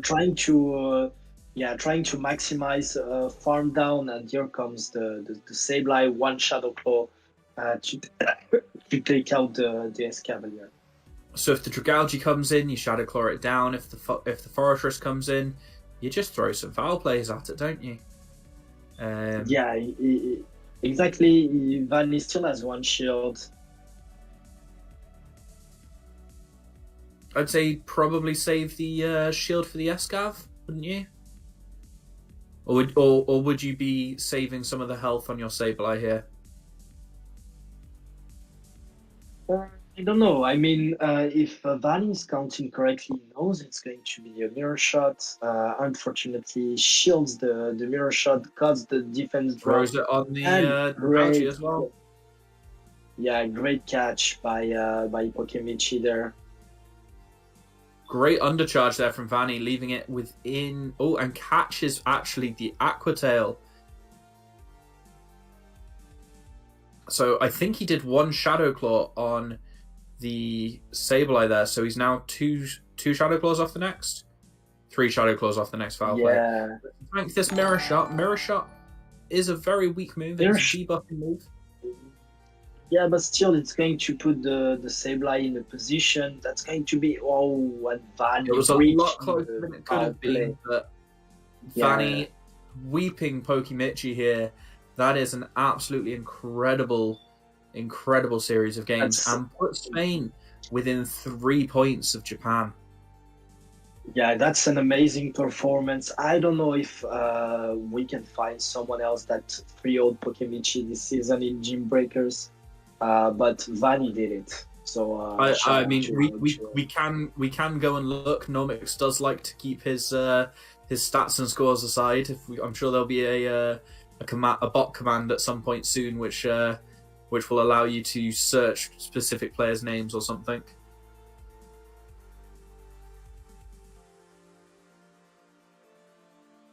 Okay. So we've got LTS Trainer Ed versus Encanto. So we've seen Encanto before, and Trainer Red is running exactly the same team as Vanny. So this looks like an interesting series of matches, don't you think? Yeah, and Regirock looks really really good for Enko Tono. They're having the Stone Edge to it's super effective on the Beedrill. The Focus Blast for the Goon and the Umbreon. Stone Edge obviously doing some nice damage as well to the Sableye, to the Dragalge and to the Escavalier. So I think there it's key. Could But I think definitely expect, yeah, definitely expecting to see some Reggie action there. what I think's nice is actually the fact that you've got the Reggie, but the sort of the obvious counters to it would be maybe the Dragalge and the Escav, which aren't going to like to see that Politoed. So they pair really nicely as a little core, especially because the Politoed is quite soft against everything else in the team. So I would imagine that this probably pairs around Politoed. Yeah, But- even as well the Regirock Fortress core is an interesting one. Fortress because you pick up a lot of matchup in the zero shields, so you force shields, and Regirock because Regirock with shield advantage is just a monster. So it could be as well another way to go. I do like, obviously, if you ask me personally, I prefer the option you mentioned, Politoed and Regirock, but it's more because I prefer this style of play. But Politoed's quite a fun Pokemon to play with. Should we see? yeah, Should we see? definitely. Yep, let's see. So we see Sableye into Sableye, which I feel like we've seen this a lot in the leads recently. There is in fact double counter in the back versus a Politoed, and something that is really not going to be good for a double counter lineup. That's Ariados. Yeah, exactly, and I think that's a good read. We were expecting the Regirock, and Kotono knows that LTS as well. He's expecting the Regirock and just benching the Regirock. That's huge mind games there. I mean, especially since the double counter has come in looking to deal with that, and yeah, double counter is one of the best ways to do it. In fact, surviving on 1 HP, that is probably critical to this. I would imagine that this foul play does KO in return. Decides to shield, looking to take this matchup 2 shields to 1. The Politoed comes in. Weather Ball won't KO at this range, but it will put it very low. The Politoed is likely to take a foul play. Yeah, probably taking a foul play and farming down. Out. The banks. Oh. Banks the foul Okay. play. I'll take it. And- Banks the foul play for later. Decides that it might be useful for a rainy day. Yeah, going Goon into the Goon. Like AJ was saying earlier, Goon, one of the few ones that can just throw charge we moves see the boost. almost as quick as the Politoed, and this is huge. And Kotono needs to go for the issue there. Once you see that boost, you need to do whatever you can Oh, to get barely that surviving. off the field. Elects not to shield, knowing that this is going to KO no matter what, knowing that it really doesn't matter. All that Nkonto needs to do is bring in the Ariados here, gather a little bit of energy advantage, and try to leverage this against the Escavalier here. Now, bear in mind, there is still a foul play in play, and a Pokemon to reset the lunge debuffs that are coming through. Yeah, exactly. We see what should be a lunge. A super resisted Yeah, lunge, a drill run in return, I would imagine. Ooh, So- and he's going for the Mega Horn. Oof, I might. Oh, and snipes it. Ooh, He snipes it with the Sableye, and LTS giving up there. Unfortunately, I think the plan there was to build up to 2 drill runs, switch into the Sableye, throw the foul play, clear the attack debuffs, either take the shield or deal enough damage, come back in with the Escav and double drill run. Unfortunately, not quite able to do it. Yeah. Also, I think that LTS might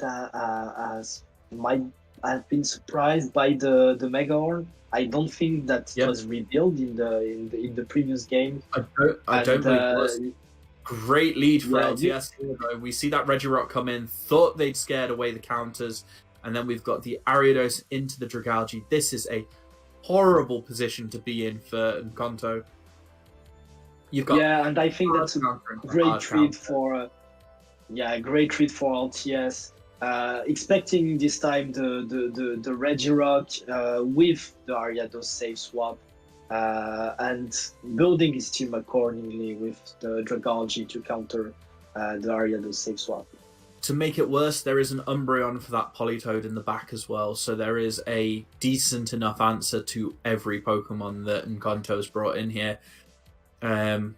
We see the Plancha thrown, the Lunge, and the Ariados. Lunge. The Ariados really struggling. Yeah, I'm curious why Nkoto didn't went for the Mega Horn. Still resisted, but does way more damage than the Lunge. Down a shield as well. This does not feel good. The positive side is the fact that Regirock is relatively tanky. These Aquatails are double debuff now, and that might be where the lunges came in. So you see that they're not doing anywhere near as much. I wouldn't expect a lock-on farm down. However, it could be possible at this range. It just puts the Regirock significantly lower than it might have wanted to be. Yeah. And swapping down.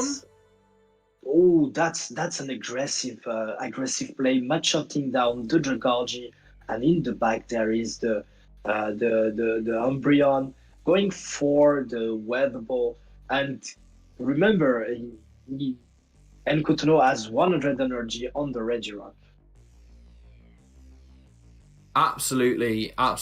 So that Regirock is potentially very dangerous for LTS in the back. There is the Escav that can help deal with it, but it's going to throw at least one, probably two moves. I would imagine it's going to reach two Stone Edges before it's counted down. The only potential would be if the Escav is able to get a bit of an energy advantage on it.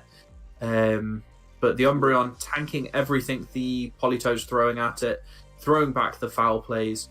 Such a tanky kitty, and realistically, the bane of most of our lives at this point in the meta, isn't it?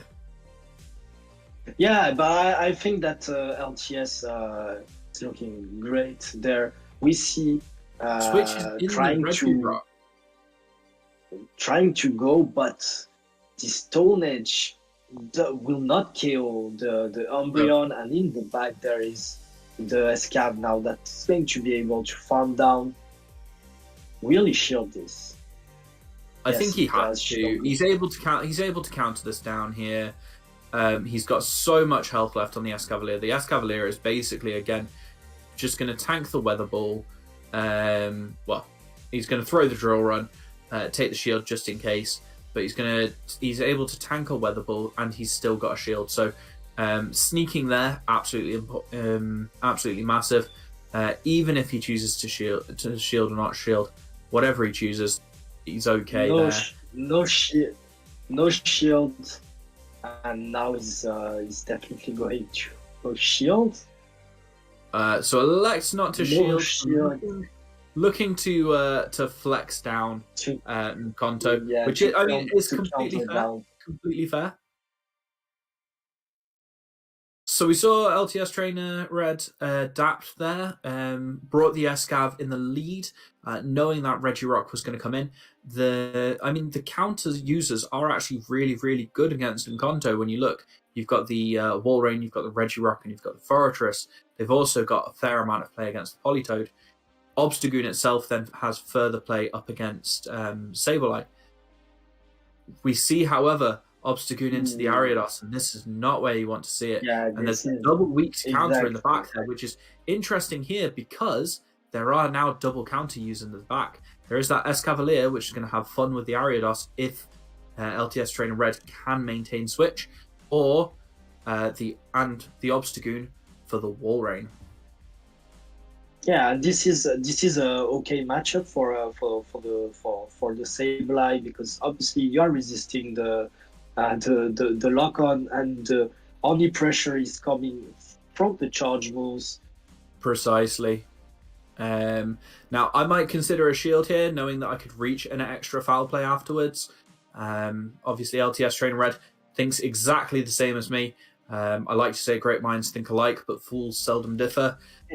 Throws a foul play.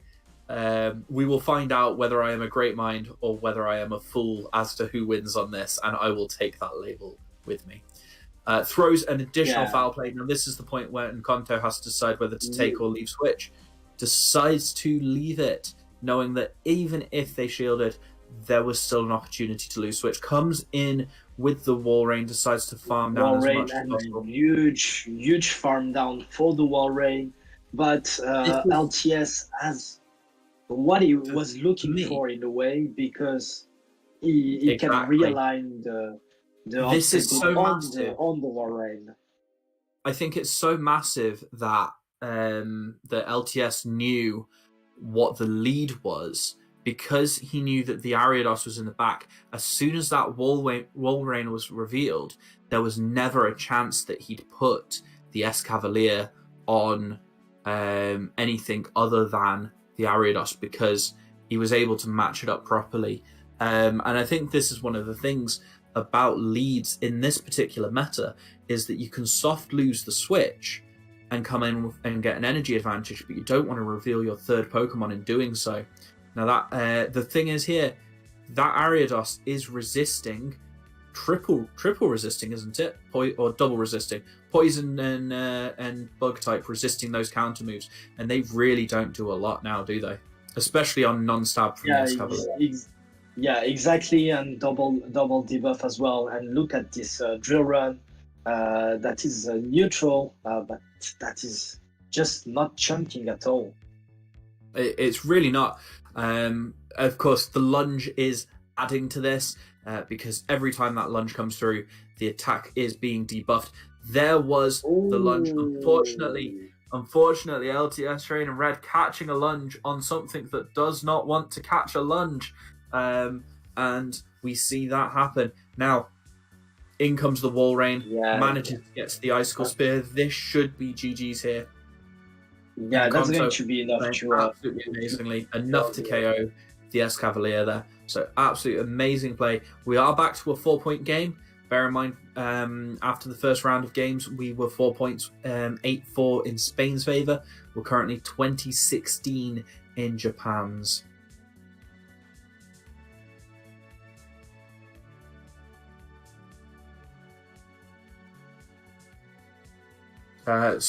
We are going to hand off over here and deal with it that way.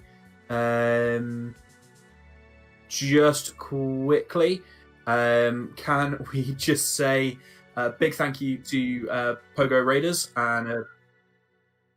okay, never mind. Jumping the gun. Holy crap, come on. We ain't done here, jeez. 20-16. Save that for the end. We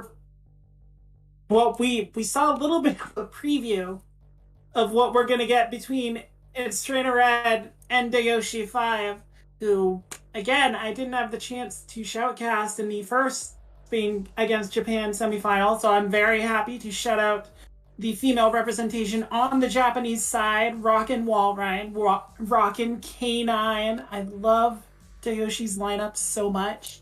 Like, there's no Sableye, which is a refreshing change. Mm-hmm. I don't know. What do you see about this matchup here, Speedy?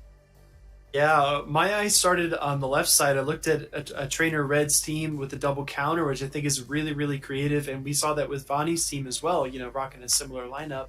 But if you look at the right side, we have another double counter situation. That Deoxys is very, very interesting to me because it can win matchups against the Beedrill, against the Dragalge with that Psycho Boost rock slide potential. But it also gets hard walled by a lot of things. It doesn't like Sableye at all. It doesn't have the best time against Umbreon, and it can lose to a Mega Horn from the Scavalier. So When you bring these spice picks, a lot of the time what tends to happen is you fall into more RPS matchups because you have defined roles amongst your team, and it just makes team reading that much more important. So if you do lead something like Ninetales, it's very safe in this cup due to the lack of water, but you have to watch out for ground. We do see a lot of ground coverage here with the Beedrill, Escav, but neither of those Pokemon appreciate the Ninetales either, so it could go either way. No.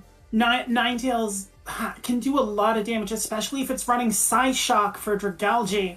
So it can just threaten a lot of different ways with that coverage that it offers. I'm surprised we did not see more Kanto Ninetales making it onto teams later in the season, because I mean, I ran Kanto 9 in Showdown, and she wasn't my best, but she knew her role, and she performed it well. And Deoxys, I think, falls into the same trap as Regirock that you pointed out earlier. Very highly rated on the rankings, but just so many things it doesn't want to see, particularly Sableye. Just cannot deal with the gremlin. So gonna be interesting to see how Dayoshi kind of plays around to try and get her Pokemon into those favorable matchups. Absolutely. This is going to be an exciting set for sure to follow up some awesome battles we saw from our other competitors. Looks like Escav into Drag. I'm shocked by this lead. Almost like we didn't see it. Right? But Escav going for this drill run early shield from Dayoshi, in contrast to a lot of her Japanese teammates just willing to get these shields out early, and we see why, because of that backline. And maybe Red knows it, pulling the Escav back in favor of Umbreon here. Yeah, I was just going to say, we see that Escav lead into the Dragalge, lands an Outrage, which is nice headway in this Umbreon matchup. But what I wanted to mention is the Umbreon and Walrein back line do not appreciate Escavalier. Drink. Yeah, right? Time for a drink. I don't have one with me, but we'll get our counter going as well. Umbreon, but luckily, AJ, we're safe because that Outrage landed on the Umbreon on the left, which means this is much shorter than it would have been. True. It doesn't have nearly as much wiggle room here as it was if they were both going full tilt. But again, Red being able to pull that Escavalier back early, that was a very telling shield that Dayoshi had to throw up, showing the early weakness to Escavalier. I think Red might have a line on her line, and Walrein, I've played that matchup against the Escavalier. You can win it, but it takes a lot of finesse to be able to pull off. And it takes your opponent not knowing the proper counts to an Earthquake. Exactly, right. Sometimes you have to rely on your opponent to make a mistake. We see that a lot in tennis. We call that an unforced error, when your opponent just messes up and you have to capitalize on those moments. Attempting to shield the foul play, I like this because Escavalier, not the bulkiest Pokemon. Coming in with the drag, though, how do you feel about this? Gonna catch this drill run here. We saw Red protecting Escav. Red knows how valuable this Escavalier is right now, and is just going to protect it with his life. Dragalge trying to get this shield bug out of the way, and lands an Aqua Tail, and Gav is gone. I like the play. The drag on the right side almost had two, right? So if you shield, you just get hit again. Yeah, but once Red sees what Dayoshi has in store in the back, that might be a very regrettable play. Another Aqua Tail just to chip away here. Dragalge goes down. I don't know, AJ. You might just be partial to the Walrus. Speedy, bring my ice types to me and let them rain. This Outrage is gonna come in, but Walrein does not care. Walrein is tanky. Walrein just say, cool, I'm still here. I'm still going to be able to farm down your Umbreon and now double Icicle Spear your Dragalge. And there's nothing you're going to be able to do about it, Red. Nothing! Critical failed catch there. Umbreon just gets devoured by the Walrus, and just like AJ pointed out, double Icicle Spear. I mean, this could KO Dragalge at like half health, right? Oh yeah, no. I believe it actually does like 55-60%, if I recall correctly, because Icicle Spear plus stab plus double effective equals not a fun time for any dragon in Obsidian. As Walrein proved there, Dayoshi getting another point for Japan, and just Yeah. thank you, Dayoshi, for getting ice types a win today. Yeah, absolutely. Ice such a powerful typing, and it has so much potential in this cup. We just don't see it that much, so I'm glad we're finally getting some Walrein spotlight. Escav is back in the lead, this time it catches Umbreon. That is a great lead for Escavalier to see. We see Dayoshi leaving Walrein on the bench this time, opting to bring in her own Dragalge and her own Escavalier. This isn't a clear-cut matchup from a standing start. Umbreon gets to pressure this Escavalier a lot with these foul plays, and Escav needs to be able to land a Mega Horn to clear it out, and Dayoshi not giving Red a chance to land it there with the shield. Absolutely. We do see the shield come up on the Escav side. I suspect, yes, because we want to keep it around for a little while longer. This is interesting also in terms of alignment. Switching in the Escav, maybe reaching for a snipe, staying in with the Escav. What is going on here? This is interesting. I think Dayoshi might have thought that this Escav had less health, and tried for a counter down, but gets the drill run, gets the final shield, and now Red's bringing his Umbreon into this, and has to make a choice if he wants to shield a Mega Horn here and just put shields down. He does. Big shield. Shield's going up. Mega Horn's flying. Go ahead. It is pedal on the metal here, Speedy. All shields are down, full steam ahead. This Umbreon's gonna land a foul play and put Escav in a dangerous spot. It has to try and get to this Mega Horn. Can't get the move off.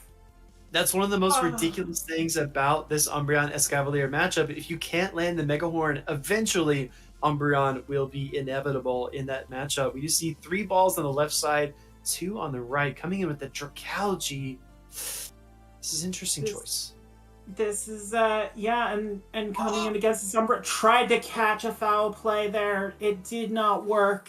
Red just content to keep farming up to 100 energy here. And you were 100% right on that, Speedy. Just we saw like the little 1 turn difference between that last snarl and that counter paying off huge for Red getting that foul play off before Dayoshi could fire the drill run. Exactly. And what I like here is that we have an Escav on the right side that has energy lead, and now we're trying to reach parity here, but we're going to take a foul play. I like that play, AJ, because it means that if you end up in the mirror, which is going to happen here in just a moment, you are closer to that outrage, and your opponent is switch locked. This is going to be very close. Yeah, unfortunately, Red might get enough energy here. If you see oh my god! Oh!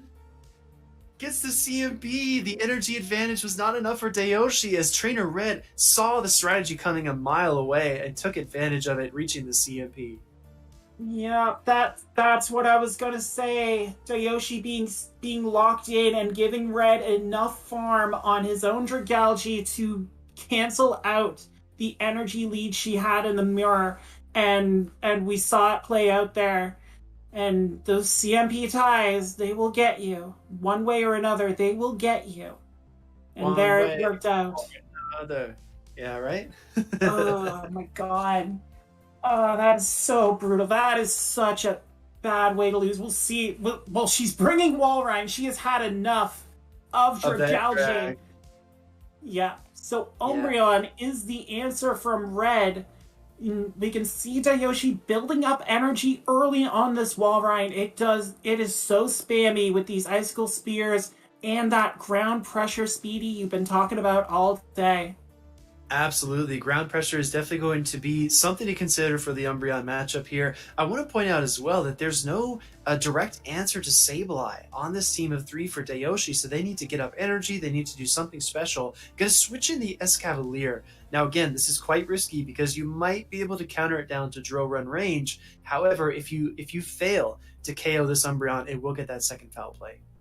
Yeah, Dayoshi's pretty much going to be relying on Walrein to be able to take out Sableye here, just trying to essentially outspam it with those icicle spears. But she has to win this matchup because she cannot let Red get alignment because it will be so bad in the back line. And this Umbreon going for the foul play undercharges the foul play. Undercharges and then swaps in the Sableye to get the energy.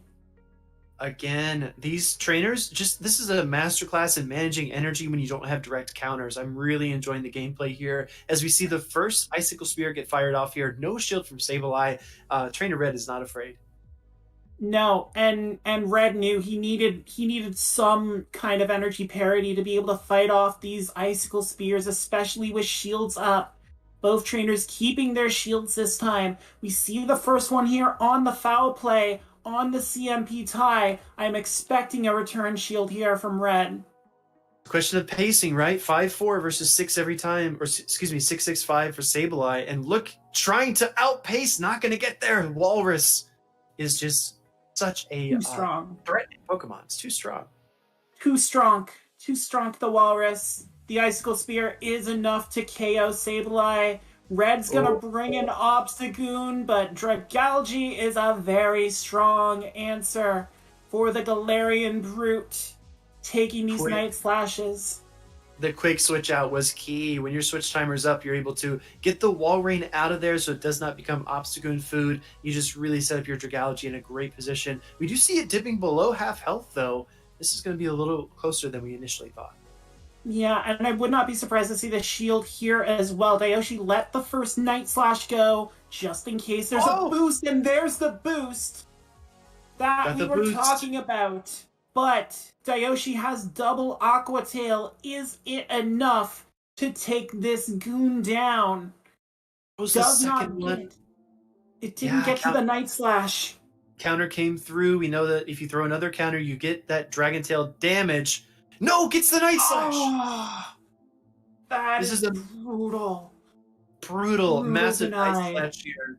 Boosted Night Slash shreds that Dragalge. And it's a double boosted. Look at this. And it's a double KO. And Simul Red's gonna get that on the RNG gods shining down on Spain. Dayoshi was robbed. Robbed by the dice. Look at that double boost. How dare the dice roll? The double boost.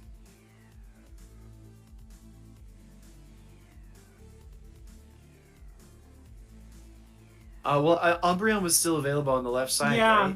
I think there was... Yeah, Trainer Red. Yeah, Red saved that Umbreon. Oh my god, how do you bounce back from that? Well, okay, so I think... Well, Dayoshi's done, unfortunately. She will not have a chance to bounce back, I believe. Yeah, as we see 21-18. But, that is... Spain needed that. Spain needed a lucky win like that. And don't chat, I'm sorry, it's a lucky win. You got a quad-boosted Obstagoon to counter down like that. That's a lucky win. Just accept it. Yeah, when your win con is the double boost, I mean, that's a fraction of a fraction of a fraction of a percent chance that it actually lines up the right way. And I think that, again, Dayoshi did everything right to try to put themselves in a position to win. And sometimes the dice just rolls and, you get snake eyes and you're out of luck. So brutal. And now Vani is going to come back in to try and bring this back to level pegging against Beirut-sama.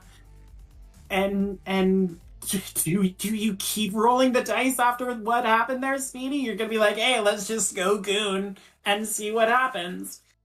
Yeah, I'll tell you what, if Vani is anything to this team, Spain, he is not the dice. He is old, reliable, and we saw him dominate those matchups with our other casters as well, so I'm really excited to see what he does here. The double counter strike... go ahead. No, I was just gonna say, if that was the dice, Vonnie see go directly to jail card. Do not pass go. Do not collect 2 points. Vonnie is Spain's get out of jail free card, right? If you need help, just call Vonnie. He'll get you some points. I'm interested to see how the double counter strat works, but the Polytoad, again, is something that this trainer has managed before because we're seeing the same team from Team Japan yet again, AJ. Yep. Like I said, making Fish's job very easy in this semifinal with these very similar, very meta teams that Japan is running. But we've seen Spain being able to just a little bit better here as the matchup goes on. And Vani, does have other options, does have the Goon, so Umbreon doesn't get to run rampant, does have the B-Drill to try and put pressure on Sableye. It'll be very interesting to see how Vani comes into this, and I believe Bestimax might still be waiting for Spain, so see if Vani can level this up here. All right, a 3-0 from Barasama puts Japan within 1 win, so Vani needs to stand strong here. And Japan doesn't want a tiebreaker after what happened last month. Can tell you that. Exactly. So yeah, Dragalge on Sableye here. Dragalge gonna fire first with this Aqua Tail. No shield from Vani. Content to let Sableye just throw these gems in the way of whatever move Beirut-sama wants to throw. Seen a lot of really cheeky returns here. Vani attempting to go the traditional route of the foul play. Maybe a double foul play is more reliable. Switching in the Umbreon, actually banking that move. Again, this is going to be very interesting to see what happens because the outrage comes through here. Vani maintaining health advantage. He recognizes Drag is only getting 1 move, so he's going to shield the one that counts. Very smart shield from Vani. Very good recognition. As you pointed out, Speedy, Polytoad is going to come in to try and just rain dance over this Umbreon, but is gonna take a foul play right off the bat, and that dampens its chances of being able to rain on Umbreon's parade. Right. Umbreon versus Polytoad. We've seen this a few times. This seems to be a recurring theme in this matchup, and I think Umbreon, if I'm not mistaken, has either won or forced Polytoad to switch out of every single one of these matchups we've seen today. Yeah, but Beru's going for the Earthquake this time. I don't know how many Earthquakes we've seen, Speedy, but that one's going to connect. Still a little underwhelming for an Earthquake, but... You remember when the Fortress Earthquake landed on Umbreon? We're like, oh, that's all it did? Oh, similar feeling there. And we see Umbreon take down another Toad, Umbreon the Toad Slayer, swapping in the S-Cap. This is tough for Vani, down his shield in the S-Cap mirror. Yeah, and a late swap as well, so Beirut-sama is going to get these moves off first, and probably going to go straight Drill Run just to maintain that energy advantage that Vani handed the S-Cav mirror here. First shield obviously coming up for Beirut-sama on this Drill Run, but yeah, this is a tough spot for Vani. Making the switch out? I don't understand it here, AJ. Feeding that Escavalier, the Dragalge, giving it 3 more counters that might be the golden ticket Vani needed to try to wrestle advantage back.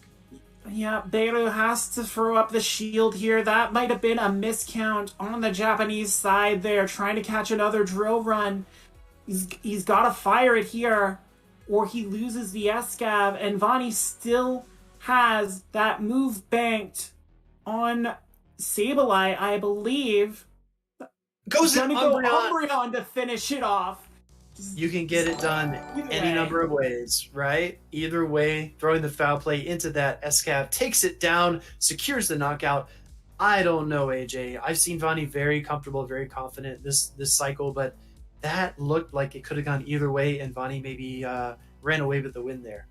Yeah, hey, when you get into these matchups against these like elite battlers, you have to be on your game 100%, and just a vital misstep from Beirut-sama throwing that Dragalge out there, letting Vani get that extra energy without really getting any value for that move, clearly flipped that matchup. A tough lead for Vani here. Polytoad on the side of Beirut-sama into that Escavalier. We've seen this a few times. Polytoad generally outpaces, and Weather Ball hurts quite a bit. Oh yeah, Escavalier, not as strong as the armor would have you believe. It does not like taking Weather Balls. Already down to half health with just 1 Weather Ball. And we see the swap into Umbreon. But now here comes Beirut-sama's Escavalier, ready to tune up the horn section. Feel about this immediate swap in? I'm surprised we didn't see a Polytoad chip. We just saw the SCAV go right in. And as we've seen before, in an even ground and pound matchup, if you don't land the Mega Horn, you probably don't win this matchup. Beru's gonna go for it, and Vonnie's gonna let it come through. Vonnie no shields Umbreon and loses. The dog comes in immediately with Sableye. He wants revenge, and he's not going to wait for that switch timer. Oh, that is such a brutal hit to take. Just enough on the Mega Horn to get rid of Umbreon, and now Sableye has to shield another one. Big swing here for Beru-sama, getting that Umbreon out of the way early. This is a huge gamble by Vonnie, just anticipating no Umbreon on the other side, because if there was, Sableye would have nowhere to go. Here comes a Polytoad, and it has so much energy from earlier. Yeah, but if Vonnie reads a Weather Ball, which it looks like he does, he knows he can take one and fire off all this energy he has banked on Sableye. He's got two foul plays. Beru-sama's going to let it go here. Polytoad should survive this. And an insta-swap into the loaded Escavalier, and now has 2 drill runs for this Dragalge. Yeah, this is going to strip both of these shields. Sableye still in the back for Vonnie as well. Going to try to... No denial here. Going to try to throw on... Oh, it actually gets a late denial. Excuse me. Tries to throw on that triple counter and then charge move Axis. Yeah, could see him counting, trying to get it right before that Dragon Tail registered, and gets both shields away from this Dragalge. Big undercharge here from Beru-sama, trying to get as much energy as possible, knowing this Escavalier is dry, but I don't think it's enough to take down Sableye with a shield here. Oh, taking 1 Dragon Tail too many. I don't know if I like this play from Vonnie. Maybe take only 2 before throwing the return? Yeah, but we saw Vonnie get a lot of energy there. That Polytoad doesn't have much health left. It might go down 2 Shadow Claws, and Vonnie kept the shield for a potential Weather Ball. And this is how you get top 10 in the world, kids. Oh! This is how you make those little missteps from your opponent pay off. Vonnie again showing why he is the king of Spain. Just a excellently managed performance, being able to recognize when he could pull shields, when he could pull energy, and just wonderfully managed there. I agree with Vision in the chat. Vonnie making us a little bit worried, a little bit scared, but able to pull out that win there, clawing through the Toad. See Umbreon lead into Escav, going to make that immediate swap into the B-Drill. This is a little counterintuitive. You got your Bug Poison versus your Bug Steel, both of them packing the drill runs, though. Yeah, and this is an interesting call by Vonnie to bring in the B-Drill. We haven't seen a lot of the B all day, but again, possibly predicting that, Beru-sama maybe goes double dark or something. Gonna try and land this drill run here on Escav. Does not land it. The first shield comes up where it's shield parity, CMP tie, and look at this Escav. Sky high attack stat taking the CMP over B-Drill. Yeah, not a lot wins a battle against the B. But Escavalier's got that smoke bomb, it's got that Beekeeper's outfit, it's getting that drill run off. Can it take this one, though? Barely takes this one. Switches in track, taking advantage of the switch lock, and KOs the B-Drill. Great Smart move by Beru-sama to get B-Drill out of the picture there. Dragalge now gets the farm up on an Umbreon, coming in cold, and goes for the Aqua Tail. Built up to Outrage, trying to bait here, I think, Speedy. Vonnie Nerves of Steel does not take that bait, setting a trap for the Dragalge in return with this foul play. Gonna have to land another one to secure the KO, but I think we might see another CMP event here. Yeah, that foul play not doing as much against Dragalge as he would like, but this Umbreon's in a very nice spot. It knows it can take another move. Dragalge does not have that luxury, and we see the shield coming up from Beru-sama just to protect this dragon. Absolutely. Look at all this energy in Dragalge's bank, and he throws the Outrage. This might just barely not be enough. It's going to be very close. Not not. enough on Umbreon. The tank just taking it, and now Escavalier gets to come in on a relatively energy-dry Dragalge. Vani knows this is Aqua Tail and is going to let it go and just keep pounding away on this dragon. This health management by Bonnie is just breathtaking. He recognizes he's stronger, healthier than the mirror, and he might have to deal with an Umbreon, so he's banked up all this energy. I love these plays, and this is a difficult spot for Beerusama. Shields are down. This Umbreon unprotected. How much does a Mega Horn do, Speedy? Quite a bit, and we see there Vani as well throwing 4 counters, not letting Umbreon escape. Dial it Tune up up. the trumpets. Wow. And look at this! The closing power. Blood in the water. Vani is attacking this Umbreon. He recognizes it's weak. I think we see a counter down. It might be a tie, and we might see that Umbreon be the trump card for Vani here. Yeah, and no, Scav can outrun it. Shortest Umbreon appearance of the night goes to Beerusama's Umbreon as Vani. Just completely OP. I saw in the Gymbreakers Discord, Rise to Occasion wanted Vani on America. No, that is not happening, Rise. Vani is too OP. The Americans do not need him. Although they may be facing him at this rate. We are tied 21-21. Vani has pulled Spain back from the brink. And I believe it is all going to be on the shoulders of one battler. Bestia Max has yet to make an appearance. He's running the Vani team. He's got Beedrill. He's got Obsigoon going against Chianti 0221. It's going to be really exciting to see. And we saw Chianti's Walrein making another appearance. That Walrein Ariados combination. Very, very interesting with the Politoed as well. If I had to guess, I do really, really like the Obstagoon here for Bestia Max. Beedrill also with tons of utility, especially against the Ariados. This could go either way. These teams are very, very comparable. Yeah, I could see Chianti running double poison in the backline with that Dragalge and the Ariados just to try and cut down on what Bestia Max can do. That Escav is going to be so important for Bestia Max being able to maximize its efficiency like Vani was, being able to get those drill runs, those Mega Horns out, and really put Chianti on the back foot. That's going to be key to putting Spain back in front. A lead I don't think they've had since that 8-4 early advantage that the Spaniards had on Japan.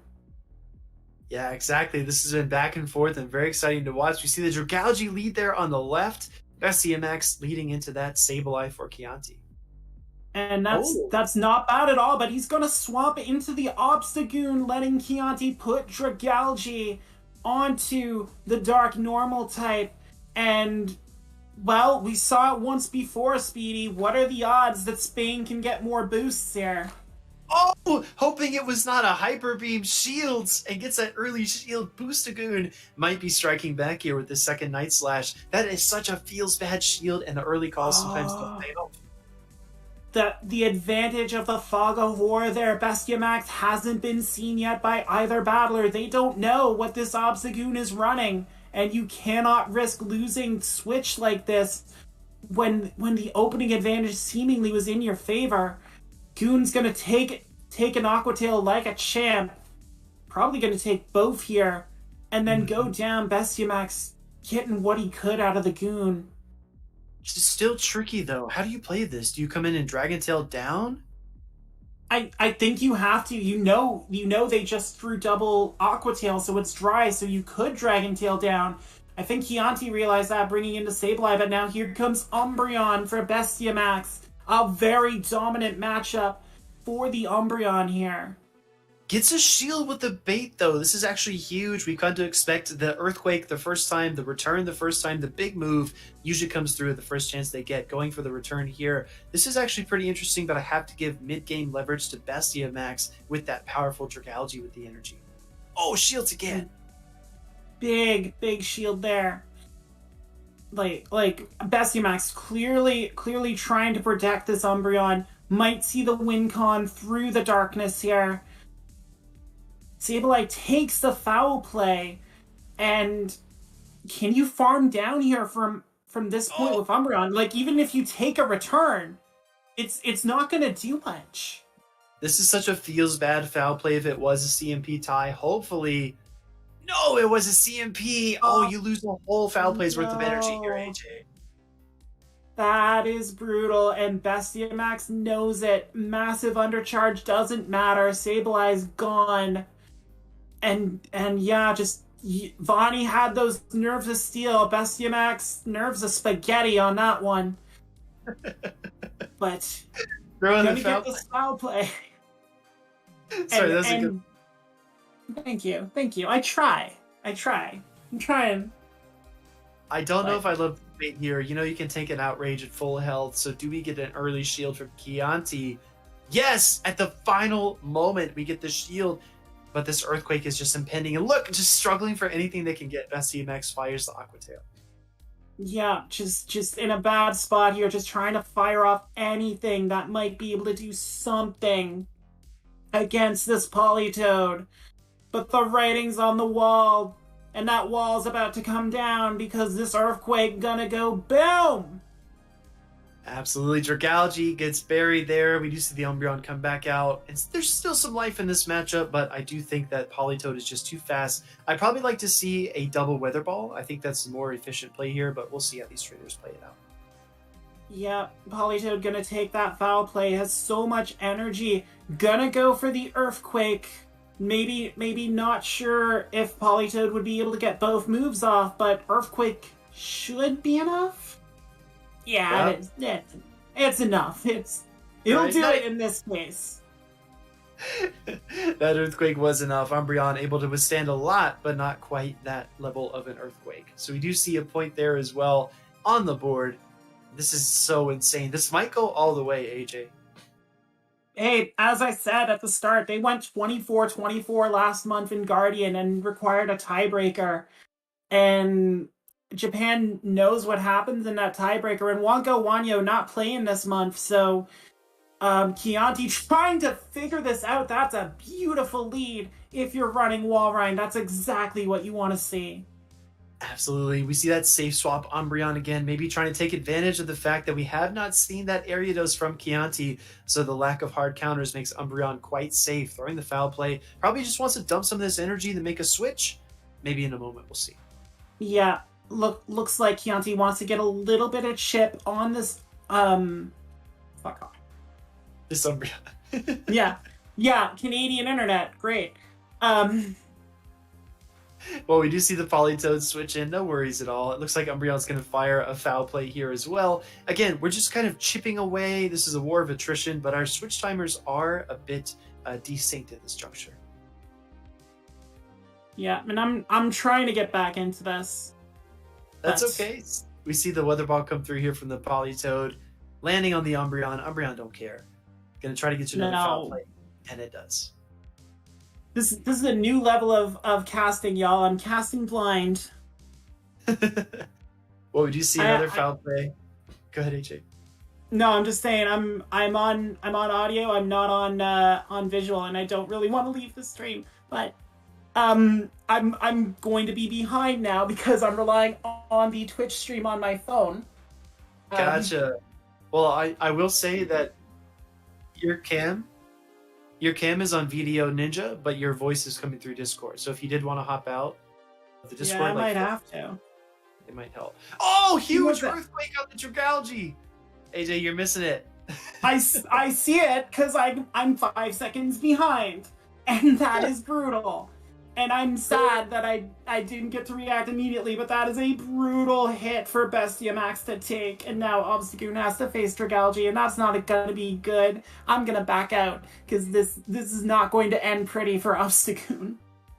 Well, we did see 4 shields still on the board, and Politoed Earthquake snuck through, despite all odds, to really crush that Dragalge and toss it into the wind. Here we see Obstagoon gathering some extra energy, trying to get to another Night Slash. This is still anybody's matchup, though. Dragalge is way too powerful to see this matchup without a fight. Landing that Night Slash, throwing an Aqua Tail here as well. Yeah, I'm trying to keep up with this as best I can, but The Discord is being very, very obstinate, like this Obstagoon. See the shield there. I don't know. I don't know. Even shields is going to be a tough road for Obstagoon to hoe.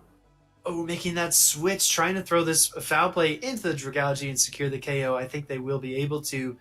Umbreon just does not go away. It's so stubborn. But in comes the Wall Rain. And guess what? Wall Rain Powder Snows all the way down. There are no win cons here for Bestia Max because here comes that Icicle Spear right off the bat. Yeah, not a lot that Bestie Max could do here, and a Wall Rain with energy is a dangerous foe. And Goon can just take that Icicle Spear and sit down, bud. Wall Rains for Chianti. Exactly right. Do you see Japan take a 23-21 lead? Let's see if we can get one more win for Chianti, or if Bestia Max can try to bring this series back to a tie.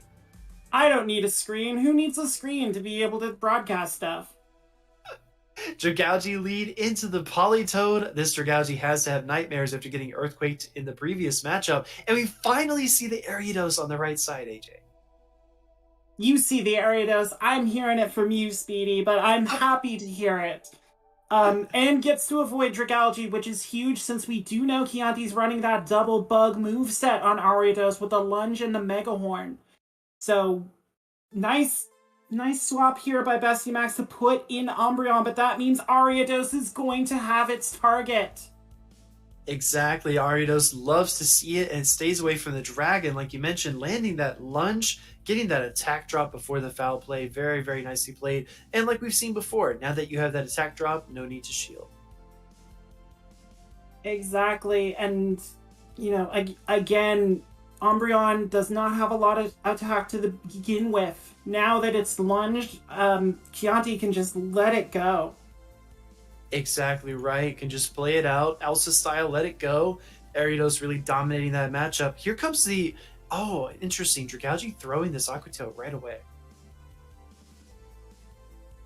Yeah, and as I'm trying to get a video feed, my Discord does not want to go down on me. So, don't clip that. Don't you dare clip that. I was gonna say, when's the last time you took Discord out for dinner? Here we see a lunge into that Dragalge and does get the debuff. Let's see if we see a switch out. I believe we do. Coming in with the Goon to meet this Politoed, swapping out into the Dragalge. I'll tell you what, ever since the lead scenario, this has been all Chianti this game. Yeah, Chianti's just been able to dominate this matchup with Bestie Max. Get the Dragalge on the Obstagoon. Get the Politoed on the Dragalge. Chianti's just been in complete control here. Exactly right. Do you see the Night Slash come through here? Do we see a shield from Drag? No. You fool me once, fine. Fool me twice, can't get fooled again. Both trainers experience neutral lag, and we do get to another Night Slash.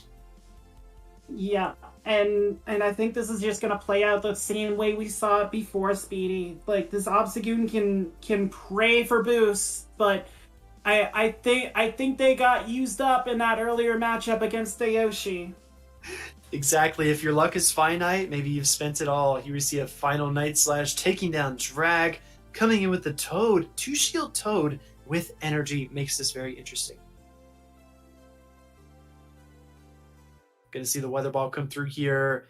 Not quite enough to KO, but coming in with the Dragalge as well. I don't know. I was feeling like Chianti was very much in control, but this is actually a bit of a toss-up in the final moments.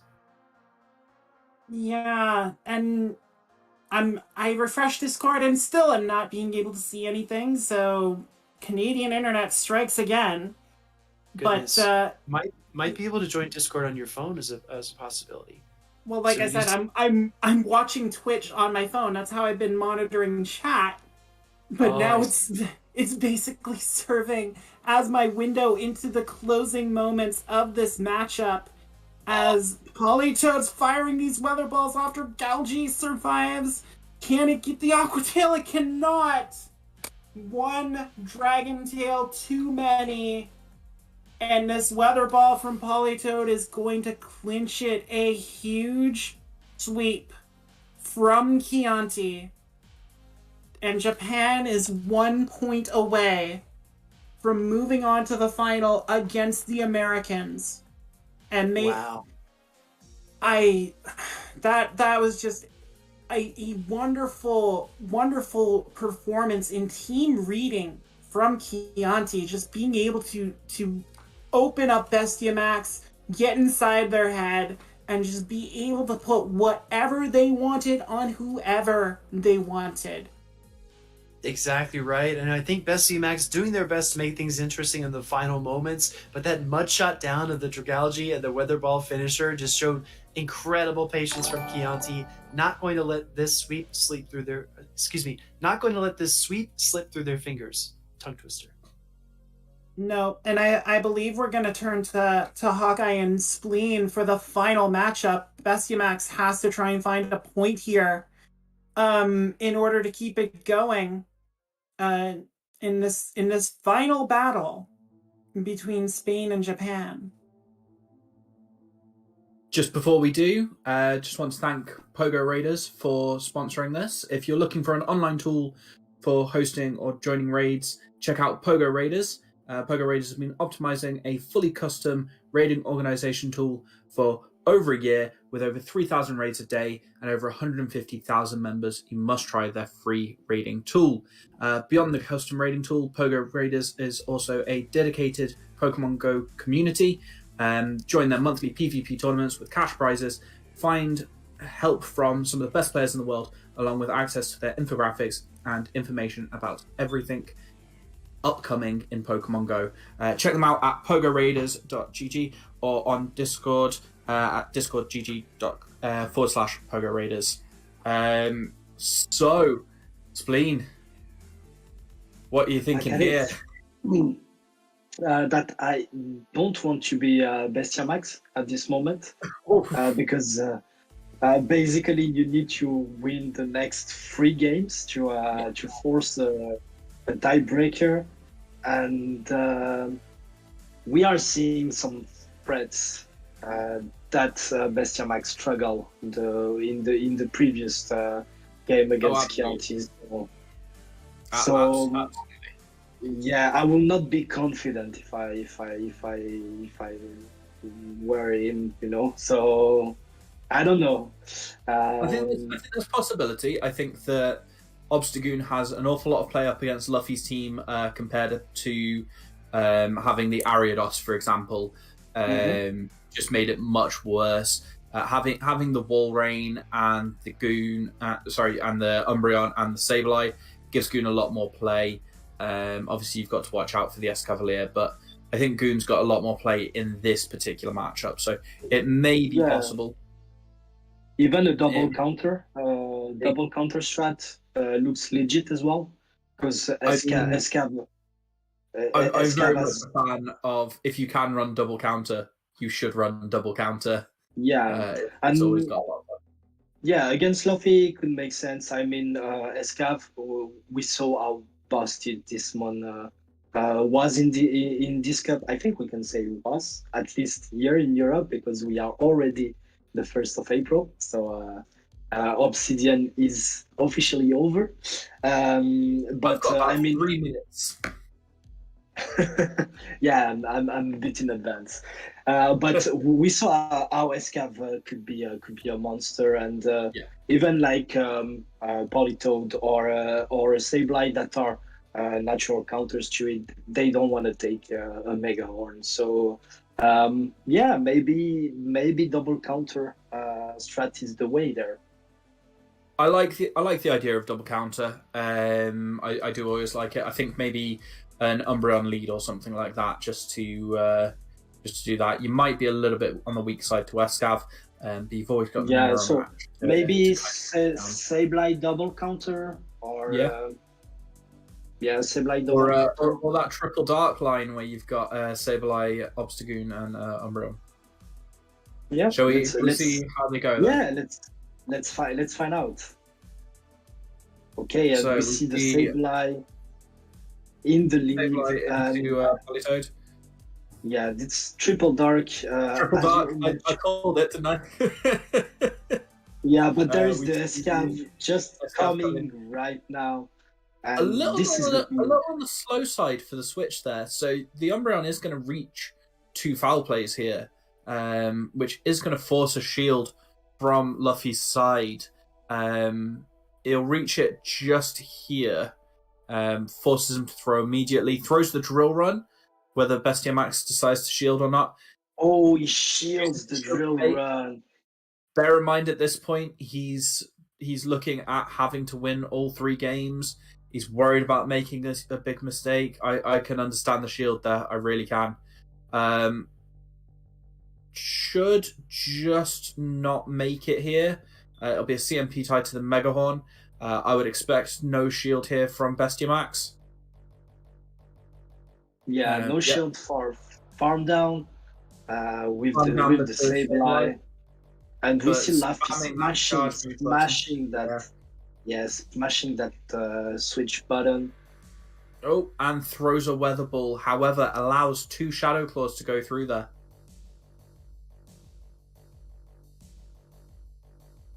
So that Sableye is building up. Gets to the return. Now this is one of the ways that it's one of the ways Sableye can flip this matchup. And no shield on Luffy's side. Oh, wow. That was nice. A lot of damage put there. But still, there is the Dragalge. Switches into the Obstagoon. Just counters it down. Light display. A really light display to get a bit an energy lead on the Goon. Still has two hard dancer though in the back, going with the Escav, some cheap damage. Has to throw the energy on it, which I don't like, because when you throw the energy here, he got the boost. Oh, he gets the boost. He gets the boost. I don't know if it's going to be enough to make a difference. I don't know. But this will... Oh, I would have thought this would have gathered the shield, but no. No shield, in case he got another boost. That does a lot of damage. I guess he's respecting the double boost. Reaches the second Night Slash. Decides to shield this one. Bear in mind, if he had gotten the double boost, this one would have KO'd.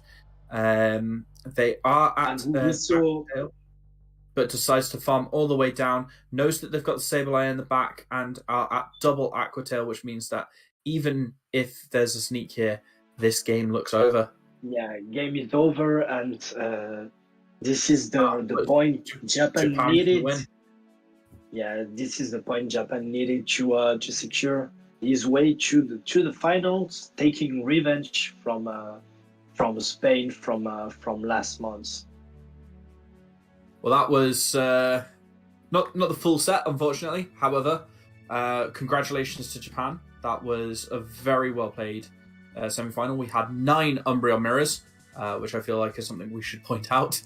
9 Umbreon mirrors across 16 matches. AJ, what do you think about that particular one? I mean, I probably could have drank if I wanted to, but after. I think we can say we are blessed to not have seen so many Umbreon mirrors, and I like them on, but yeah. I know you do, Spleen, but I'm sorry, Umbreon's been the bane of this cup.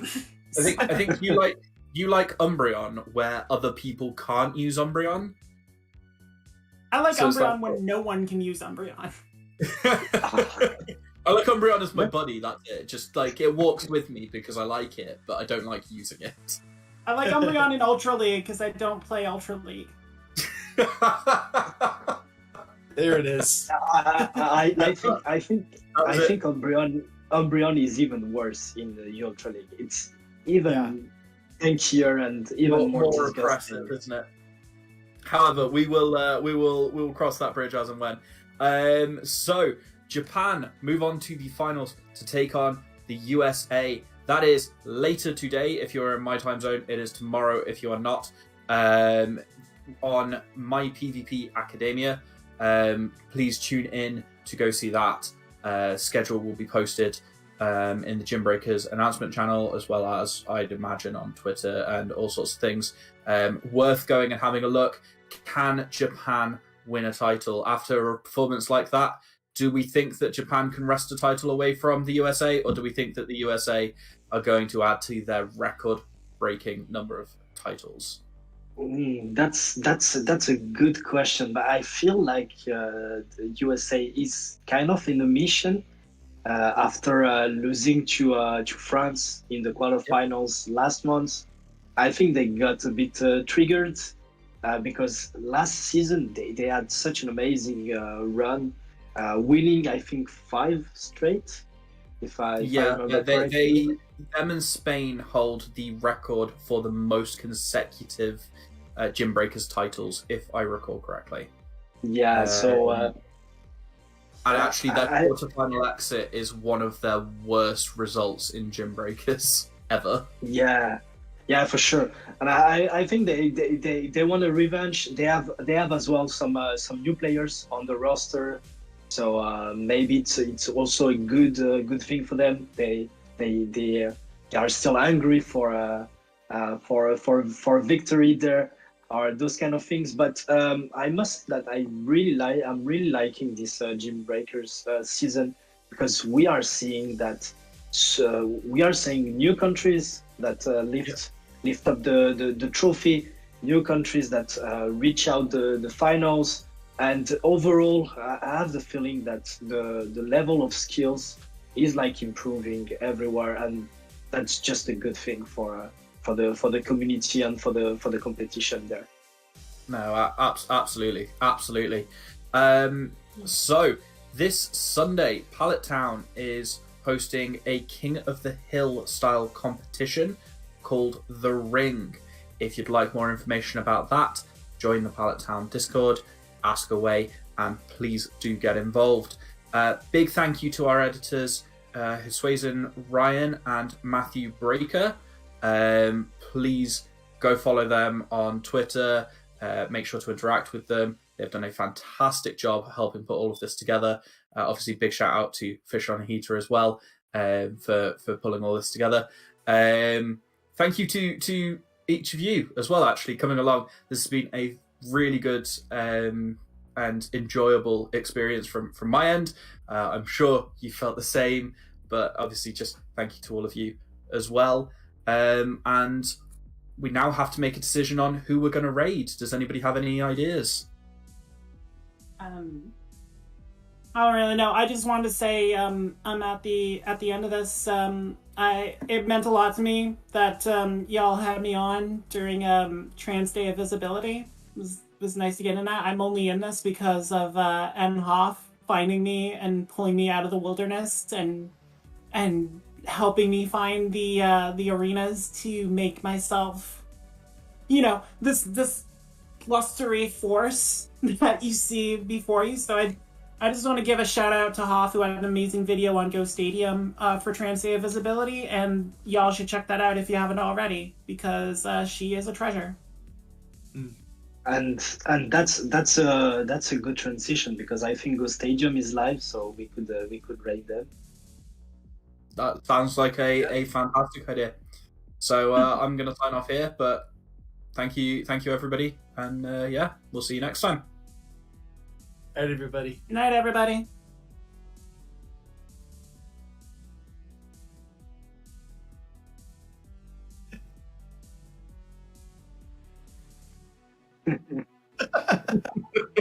I mean, I was trying to shoutcast on my phone. How could I not look